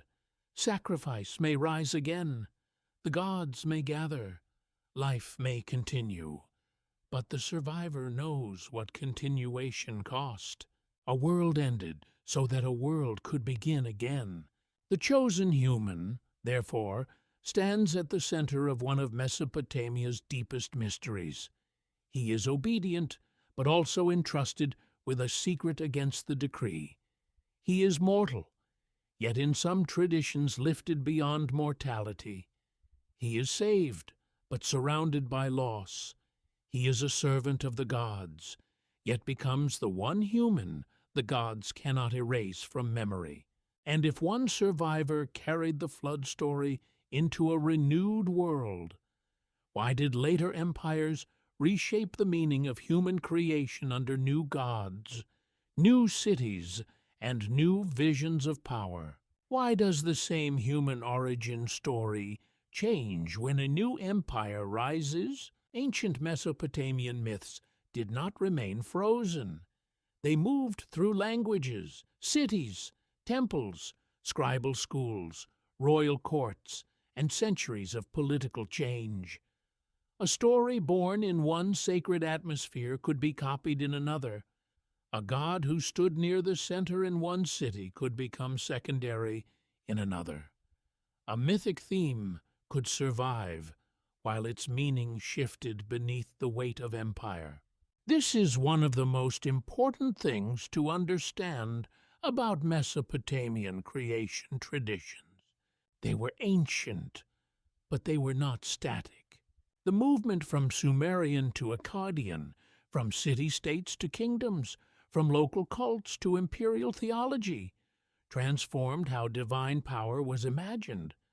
The names changed, the emphasis changed, the emotional center could move. Yet the great questions remained. Why were humans made? Why do they work? Why do they die? Why do the gods need temples? Why does civilization require sacred order? In early Sumerian traditions, the world often feels deeply tied to cities and their patron deities. Nippur belongs to Enlil's authority. Eridu belongs to Enki's wisdom. Uruk shines with Inanna's force and kingship traditions. Ur is bound to the moon god Nana. Each city had its sacred personality, its temple, its divine household, its local pride, and its memory of cosmic importance. A myth could honor a city as if that city were a pillar of the universe. But empires change the map of heaven. When Babylon rose in political and religious importance, the god Marduk rose with it. Marduk was not always the supreme figure of Mesopotamian religion. His elevation reflects historical development, especially the growth of Babylonian power and theology. This does not mean earlier gods vanished. Enlil, Yaba, Anu, Ishtar, Shamash, Sin, and many others remained important across traditions. But in Babylonian ideology, Marduk could be placed at the center of cosmic authority. The creation epic known today as Enuma Elish shows this transformation dramatically. Its main concern is not the same as the Atrahasis tradition. It does not focus first on exhausted worker gods and the creation of humans as the solution to divine labor in the same narrative shape. Instead, it begins with primordial waters, divine generations, conflict among gods, the rise of Marduk and his victory over Tiamat, the chaotic sea power. Marduk defeats Tiamat, splits her body, organizes the cosmos, and receives kingship among the gods. Creation becomes a royal victory. The universe becomes a kingdom. Marduk becomes the champion, whose power justifies Babylon's sacred status. What does this mean for humanity? In Enuma Elish, humans are created from the blood of Chingu, the defeated rebel leader associated with Tiamat's side. The purpose is again service. Human beings are made so the gods may be relieved of labor and receive care. The theme remains familiar, but the theological frame has shifted. In Atrahasis, a divine labor crisis leads to human creation. In Enuma Elish, cosmic war and the enthronement of Marduk create the setting in which humanity is made. The human role remains lowly, but the divine politics behind it are different. This is a crucial development. It shows that the Mesopotamian idea of human purpose could survive major theological rewriting. Whether humans are made after a labor rebellion or after a cosmic battle, they are still connected to divine service. The mythic details change, but the basic relationship remains. Humans exist to maintain the God's world, yet the identity of the sacrificed divine figure changes. In Atrahasis, the God used in the human mixture is connected to the labor crisis. In Enuma Elish, Chingu is a defeated rebel whose blood becomes the source of humanity. That change alters the emotional meaning. Human beings are no longer only connected to the sacrifice of a god within the divine council's solution. They are linked to the blood of a defeated enemy of the new order. What if humanity carries not only divine substance, but the memory of rebellion? This is a dangerous interpretation, and it should be labeled carefully. The text presents Chingu's blood as the material for human creation, but modern readers should not force a single psychological meaning onto every ancient line. Still, symbolically, the idea is powerful. In the Babylonian epic, humanity emerges after violence, judgment, and royal consolidation. The new cosmic order uses the remains of rebellion to create servants for the gods. The defeated past becomes the working body of the future. That is empire in mythic form. A rising power often rewrites disorder as something conquered and reorganized. Marduk does not merely win a battle. He builds the cosmos from the body of the defeated. He assigns stations to the gods. He establishes order. He receives honor. Babylon becomes not just a city, but a sacred center reflecting heavenly kingship. The myth gives religious depth to political reality. Here, creation is not only about origins, it is about legitimacy. The same pattern appears across ancient civilizations. When power changes, stories of the beginning can be retold to explain why the present order deserves obedience. A god rises with a city. A temple becomes central. A festival reenacts the cosmic victory. A king aligns himself with the victorious deity. The people hear that the world itself was arranged in a way that supports the order they inhabit. In Babylon, the New Year festival gave such themes ritual life. The recitation or celebration of Marduk's victory placed cosmic order, kingship, and city identity into one sacred drama. The myth was not a story locked away in a library. It could become part of public religious imagination, tied to time, kingship, and renewal.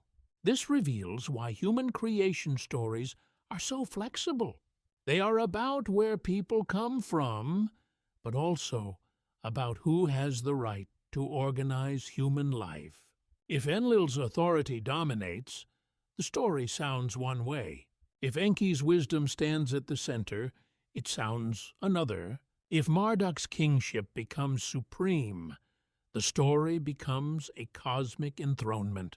The clay creature remains, but the throne above the creature changes. This should make us careful when speaking about the Anunnaki, as if all Mesopotamian texts say one identical thing. Ancient religion was a living tradition, not a single modern book with one final edition. Sumerian stories, Akkadian epics, Babylonian theology, Assyrian royal inscriptions, temple hymns, omen texts, incantations, and scribal commentaries all belong to a vast and changing world. The mystery is not weakened by this variety, it becomes richer, because the changing stories show that ancient people kept returning to the same wound from different directions. Humans are made from divine material. Humans are assigned labor. Humans serve gods. Human life begins after divine conflict. Human existence is tied to cosmic order, yet born from violence, crisis, or rebellion. Every version asks the same hidden question in a new way. Why are creatures of clay so necessary to heaven? The transition from Sumer to Babylon also changes the scale of imagination. Early city traditions often feel close to temple landscapes, local gods, and sacred geography. Babylonian imperial theology expands the frame into cosmic monarchy. The rise of Marduk gives creation a political architecture. The universe becomes a royal court in which power is won, recognized, and celebrated. Human beings stand at the base of that architecture. They are made to carry the work that allows divine leisure and order. They are not the heroes of Enuma Elish. Marduk is.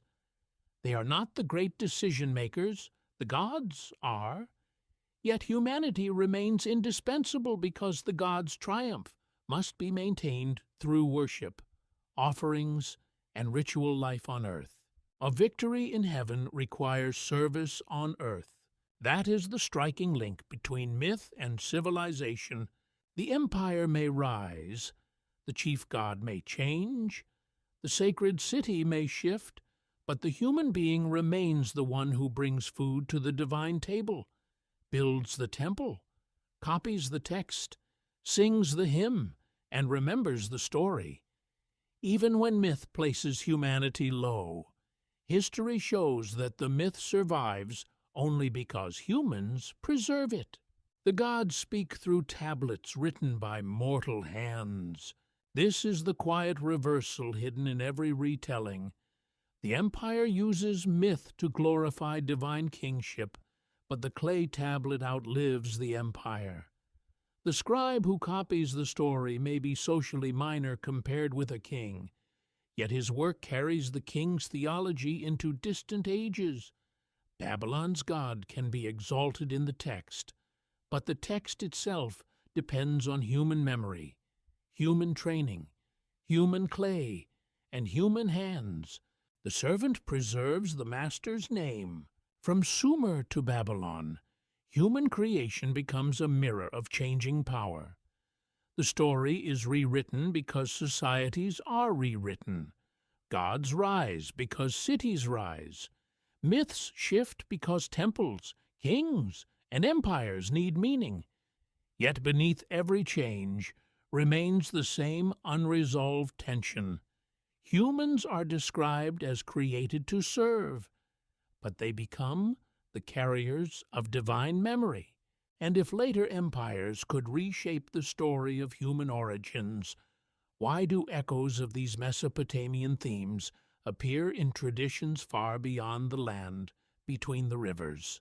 Why do ancient cultures separated by language, geography, and theology ask such similar questions about the beginning of humanity? Across the ancient Near East and Mediterranean world, stories of human origin often gather around the same haunting themes: earth shaped into a body, divine breath or divine substance entering matter, a garden, a city, a mountain, a flood, a forbidden boundary, a lost closeness to the gods, a decline from an earlier age, and a human life marked by labor, mortality, and longing. These similarities should not be exaggerated. They do not mean every tradition says the same thing. They do not prove one secret source behind all religion. They do not allow us to erase differences between Sumerian, Akkadian, Babylonian, Hebrew, Greek, Egyptian, Persian, or other traditions. Each culture formed its stories inside its own language, ritual world, political history, and theology. But the echoes are real enough to be studied carefully, and they raise a powerful question.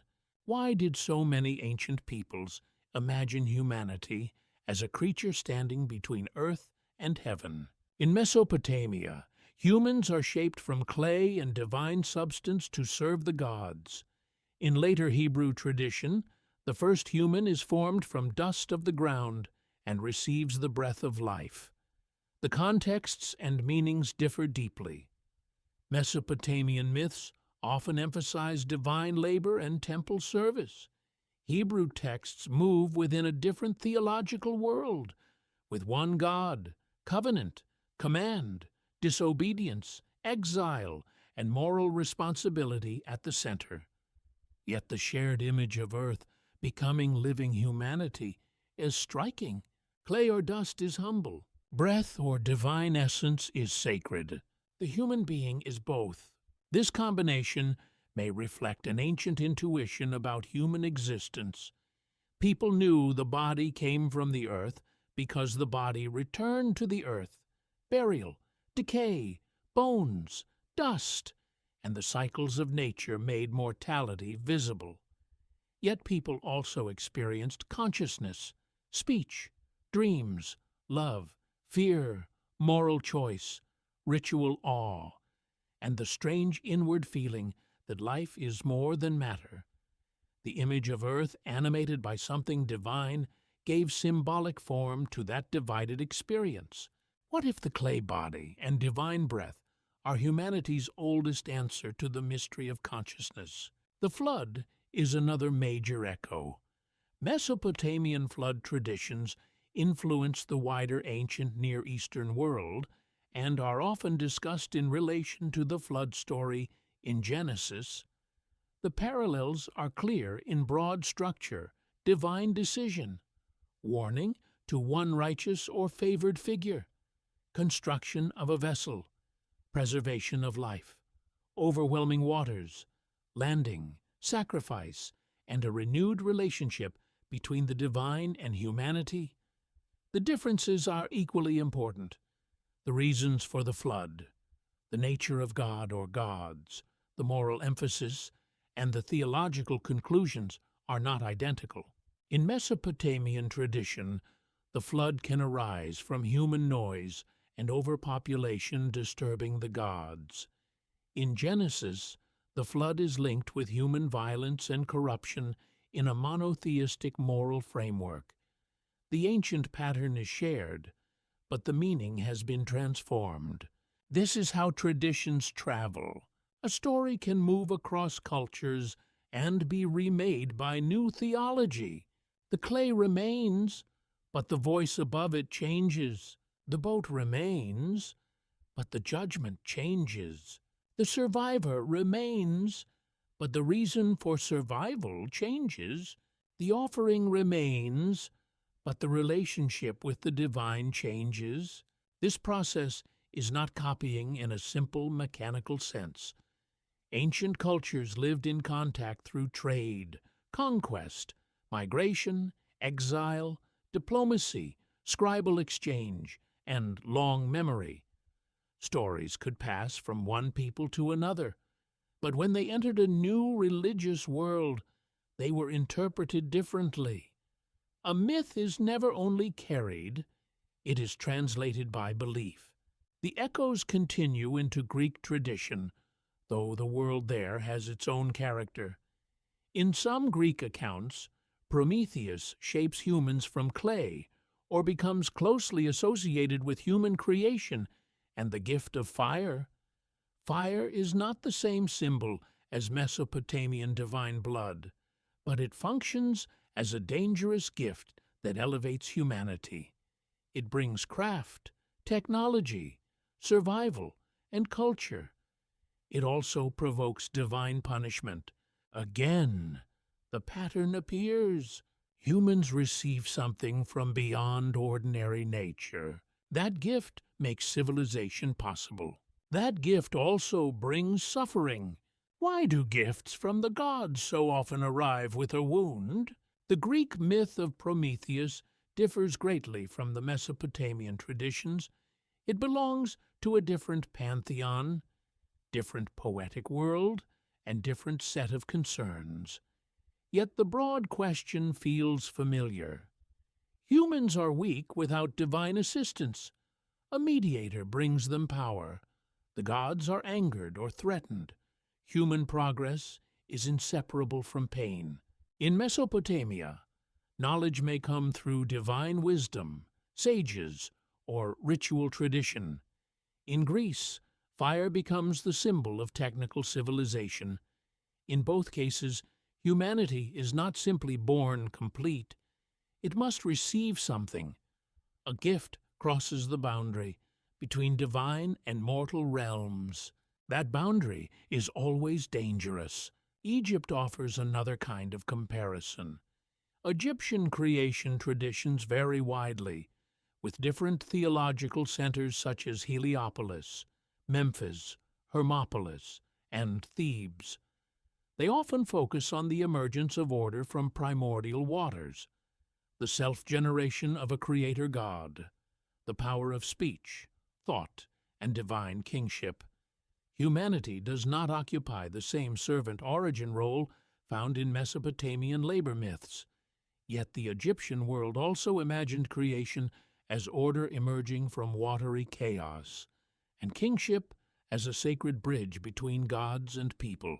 Here the similarity is not in the exact creation of humans, but in the larger pattern. Water before order, divine speech or mind-arranging reality, kingship as cosmic maintenance, ritual as the defense of order against chaos. The Egyptian concept of maintaining Ma'at, often translated as truth, balance, order, or cosmic rightness, differs from Mesopotamian divine service. But both traditions see human ritual and kingship as necessary to cosmic stability. Human beings do not live in a neutral universe. They live in a world that must be maintained. Ancient Persia adds another dimension. In Zoroastrian tradition, existence is shaped by a moral struggle between truth and the destructive lie, good creation and forces of corruption. This is not the same as Mesopotamian divine hierarchy or Greek divine jealousy. Yet it shares the sense that human life participates in a cosmic conflict larger than the individual. Human choices matter because they align with order or disorder. Across these traditions, a pattern emerges. Humanity is rarely imagined as meaningless. Humans may be weak, mortal, sinful, noisy, ignorant, or rebellious, but they are almost always placed inside a cosmic drama. They are connected to divine purpose, moral struggle, sacred order, or civilizing gifts. The ancient world did not usually describe humans as accidents floating through empty space. It described them as beings caught between powers. That is the real echo, not identical stories, identical pressure. The pressure of being human. People everywhere saw that humans were made of perishable flesh, yet capable of imagining eternity. They saw that civilization brings protection and oppression. They saw that knowledge can save and destroy. They saw that water gives life and takes it away. They saw that rulers need sacred legitimacy. They saw that death makes every achievement uncertain. They saw that the world feels ordered, but never secure. So they told stories. A god shapes clay, a breath enters dust. A sage brings wisdom, a rebel steals fire. A flood resets the world, a king mediates heaven and earth. A ritual keeps chaos away, a forbidden boundary explains why life is painful. Modern scholarship compares these patterns carefully through language, archaeology, textual history, and cultural contact. Responsible comparison does not flatten differences. It asks what each tradition does with shared human questions. When a Mesopotamian text says humans were made to serve gods, it reflects temple theology and urban labor. When a Hebrew text speaks of dust and breath, it speaks from another religious vision. When a Greek poet tells of Prometheus, the gift of fire becomes a drama of cunning, punishment, and culture. The differences are the meaning, but the similarities are the mystery. Why does Earth need heaven to become human? Why does knowledge arrive through danger? Why does civilization begin with a gift that becomes a burden? Why do floods appear as divine reset? Why do humans keep imagining that their origin contains both blessing and wound? Perhaps because ancient people were not only explaining the past, they were interpreting the condition they lived every day. Work was hard. Death was certain. The gods were mysterious. Cities were fragile. Knowledge was precious. Memory mattered. The human being felt too aware to be merely animal, yet too mortal to be divine. That condition did not belong to one culture. It belonged to humanity This is why the Mesopotamian creation traditions continue to echo beyond their own world. They preserve one of the earliest written forms of a question that later civilizations kept asking in new languages. Are humans servants, children, rebels, caretakers, sinners, partners, or unfinished beings? Were we made for labor, worship, wisdom, moral choice, or remembrance? No single ancient tradition answers all of this in the same way, but together they show that the mystery of human origin was never just about how life began. It was about why life feels torn between the ground beneath us and the sky above us. And if so many traditions remembered humanity as a being caught between earth and heaven, why do modern interpretations still argue over whether these myths preserve theology, social memory, psychology, or something far stranger? Why do ancient creation myths feel as if they are speaking about something older than the stories themselves? Modern readers approach Mesopotamian texts from many directions. Some see theology, some see political memory, some see psychology, some see symbolic philosophy, some search for lost knowledge, forgotten history, or hidden meanings buried inside myth. The same clay tablets can become very different mirrors depending on who is looking at them. That is part of their power. They do not give one simple explanation of humanity. They preserve images so old and dense that each generation returns with new questions. Clay mixed with divine substance, gods burdened by labor, a council deciding human destiny, a flood that nearly erases creation, sages who carry wisdom from a sacred age, cities that rise as earthly houses of heaven. These are not small ideas. They are mythic structures large enough to hold many interpretations, but not all interpretations stand on the same ground. Archaeologists begin with material evidence. They study ruins, tablets, pottery, seals, graves, temple foundations, canals, tools, animal bones, administrative records, and settlement patterns. Their work anchors the myths in real human societies. Mesopotamia was not an imaginary world.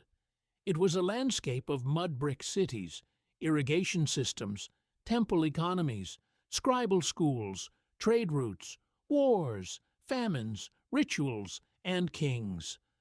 The myths were preserved by people who lived inside complex institutions and faced very real problems. From this perspective, the creation of humans as laborers reflects the world of early urban civilization. Canals had to be dug, fields had to be maintained, temples had to be supplied, workers had to be organized, food had to be counted, kings needed sacred legitimacy. The myth turns social structure into cosmic origin. Human labor is not merely a historical necessity. It becomes the reason humans were made. This interpretation does not reduce the myth to economics. It shows how religion and economy were inseparable in the ancient city. Work, worship, survival, and divine order belong to one system. Historians often focus on how these stories changed across time. They ask why one god rises in one period, why another city becomes sacred in another, why Babylonian theology reshapes older themes, and how scribes preserve traditions while adapting them. From this view, myth is living memory. It carries the past, but it is also rewritten by the present. A creation story can explain the universe. It can also explain why a temple deserves wealth. It can explain why a king deserves obedience. It can explain why a city believes it stands at the center of sacred order. This is where myth becomes political without becoming fake. Ancient people did not divide religion and power in the way many modern societies try to do. A king's building project could be a political act, an economic act, and a sacred act at once. A myth praising a god could also praise the city of that god. A ritual could renew both cosmic order and royal authority. Modern psychology offers another lens. To psychologists and philosophers of myth, the Mesopotamian human is a symbol of divided consciousness. Clay represents the body, mortality, instinct, hunger, and decay. Divine blood represents awareness, imagination, speech, memory, and the longing for transcendence. The human being is therefore not only a servant in an ancient temple system. The human being is a psychological paradox, part earth, part heaven, part animal need, part sacred hunger. This interpretation helps explain why the stories remain emotionally powerful even for people who do not believe in the Mesopotamian gods. The myths dramatize something still recognizable. Humans feel trapped between limitation and longing. We build, lose, remember, hope, fear, and ask questions we cannot fully answer. We know we are mortal, yet we live as if meaning can outlast death. We are made of matter, yet we search for truth, beauty, justice, and eternity. What if myth is the ancient language of consciousness trying to understand itself? Religious studies adds another layer. Scholars in this field ask how myths function inside ritual life. A creation story is not only a tale about the past, it can justify offerings, shape festivals, define purity, establish priestly roles, explain suffering, and place human life inside a sacred order. In Mesopotamia, myths were not always meant to be read privately like modern books. They belonged to temples, scribal training, royal ideology, ceremonies, and learned tradition. A myth could be performed, copied, recited, debated, adapted, placed in ritual time. That means the question is not only, did people believe this literally? The better question may be, what did this story do inside their world? It taught people who they were. It gave labor sacred meaning. It warned that civilization could fail. It explained why the gods must be served. It placed death, kingship, fertility, and catastrophe inside a structure the community could understand. Then there are modern alternative interpretations, especially those connected with the Anunnaki. Some readers suggest that ancient creation myths preserve memories of advanced beings, lost technologies, or hidden interventions in human origins. These ideas are popular because the texts contain dramatic images, gods descending, divine councils, beings creating humans, sacred knowledge given to civilization, and strange hybrid sages. Such images easily ignite the imagination, but this must be handled responsibly. Archaeology has not confirmed claims that the Anunnaki were extraterrestrial engineers. The tablets do not provide scientific evidence of genetic manipulation. The myths belong to ancient religious, literary, and symbolic traditions. Treating speculation as fact risks distorting the very texts that make the mystery so compelling. Yet the popularity of these interpretations reveals something important. Modern people still feel that ordinary explanations do not fully satisfy the mystery of human consciousness and civilization. We look at ancient cities, writing, mathematics, astronomy, temples, myths, and sudden cultural complexity, and we wonder how human beings crossed such thresholds. Academic history offers powerful explanations through agriculture, social organization, environment, trade, power, and accumulated knowledge. But emotionally, many people still sense a deeper question. How did clay learn to write? How did hunger become ritual? How did survival become astronomy? How did death become philosophy? How did a species of workers become a species of meaning-makers? This is where the Mesopotamian myths retain their force. They do not give modern scientific answers, but they preserve ancient astonishment. They show that the first literate civilizations were already amazed by humanity. They did not take consciousness for granted. They did not see civilization as ordinary. They looked at cities, temples, labor, death, and memory, and they framed them as divine mysteries. Perhaps the most balanced modern view is to let each layer speak without swallowing the others. The ancient texts describe gods creating humans for service. Archaeology reveals societies where temple labor and city organization were central. Historians see myths changing with political and religious power.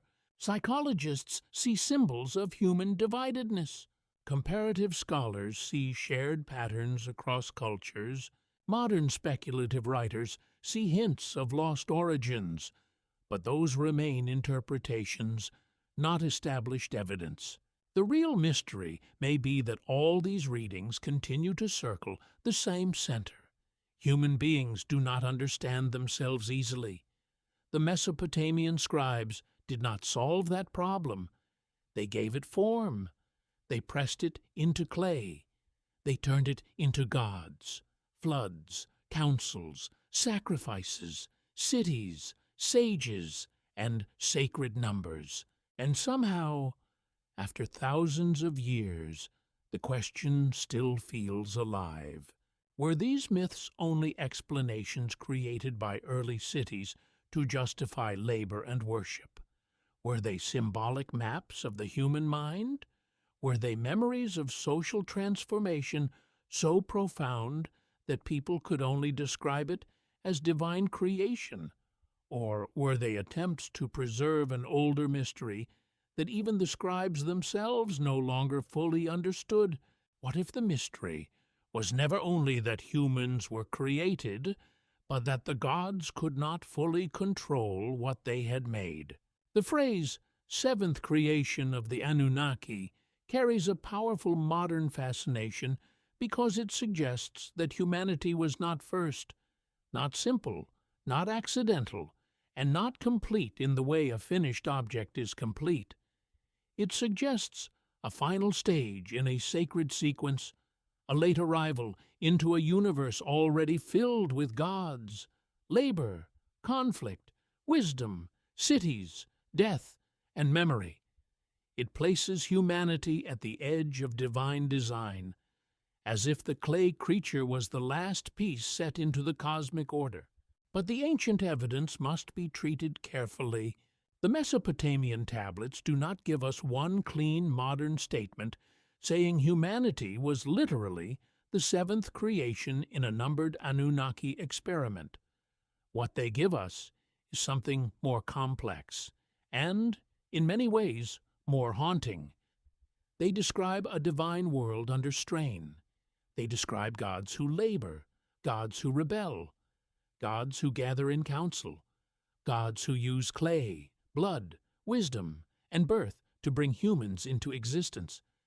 They describe humanity as a solution to divine burden, but also as a problem that grows beyond the first purpose. This is the mystery that refuses to close. The ancient texts describe humans as servants of the gods. Archaeology shows temples, offerings, labor systems, city economies, and scribal records that made that service visible in daily life. Historians see stories changing as cities and empires changed, with old divine patterns reshaped by new centers of power. Modern interpretations suggest symbolic meanings, psychological meanings, social meanings, and sometimes speculative meanings that reach beyond what evidence can prove. All of these layers matter because Mesopotamian creation stories are not flat. They are built like ancient cities themselves, one layer beneath another. One temple rebuilt over an older temple.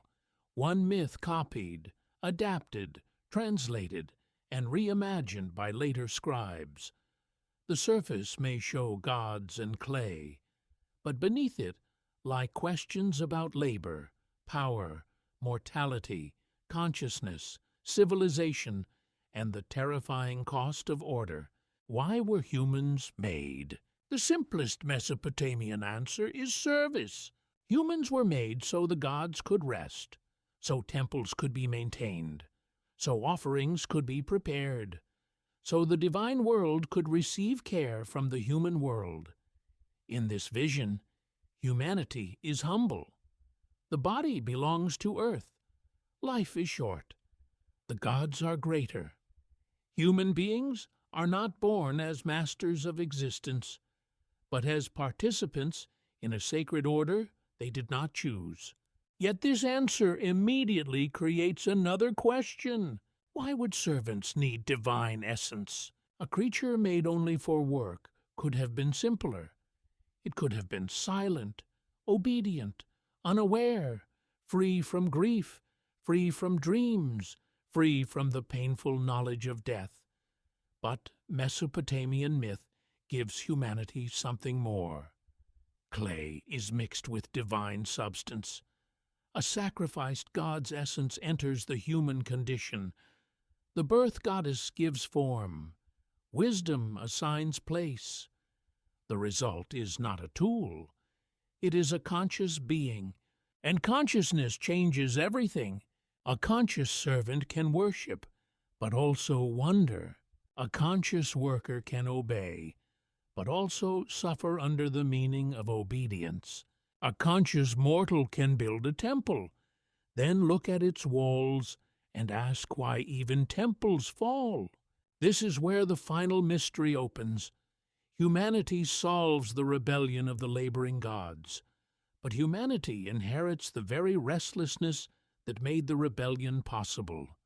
Humans carry the work of the divine workers, yet they are not empty bodies. They multiply, speak, sing, mourn, build, write, remember, question, and disturb heaven with their noise. The gods create humans to maintain order, but human life becomes too abundant, too emotional, too unpredictable to remain merely functional. The flood tradition reveals the danger. The gods nearly erase humanity. Water returns the world toward chaos. Cities vanish. Voices disappear. The created beings almost become mud again. Yet one human is warned. One line survives. Sacrifice rises again. The gods gather around the offering. In that moment, the story admits what it cannot ignore. Human beings are troublesome. Human beings are necessary. The gods wanted silence, but absolute silence meant loss. That is why the creation of humanity remains so unsettling. Humans are not portrayed as equal to the gods, but neither are they meaningless. They are below the divine, yet essential to the divine household on earth. They are mortal, yet capable of preserving immortal names. They are formed from clay, yet clay tablets written by human hands have outlived kings, cities, temples, and empires. The servant becomes the keeper of the story. This may be the deepest reversal in the entire tradition. The gods create humans to serve them, but what we know of those gods now survives through human writing. The divine council, the birth goddesses, the flood survivor, the sages, the sacred city, the offerings, the cries of labor, the fear of death. All of it reaches the present because ancient scribes pressed signs into clay. The gods may have assigned the human role, but human memory carried the gods into the future.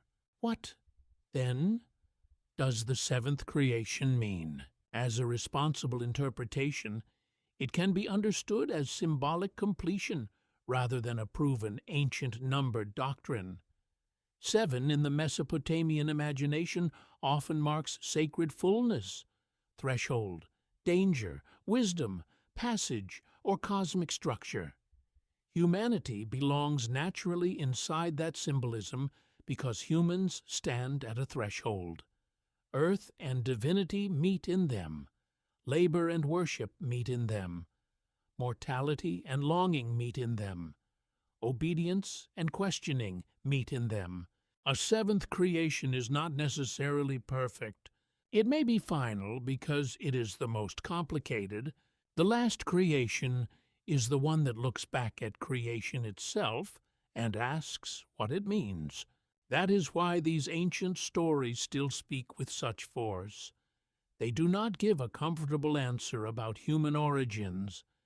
They tell us that humanity was born from need, shaped by sacrifice, assigned to labor, taught by wisdom, threatened by destruction, preserved through memory, and haunted by divine traces it cannot fully understand. Whether these myths are read as theology, social memory, symbolic psychology, or sacred storytelling, they preserve one of humanity's oldest written attempts to explain why life feels divided. We are clay that dreams. We are workers who worship.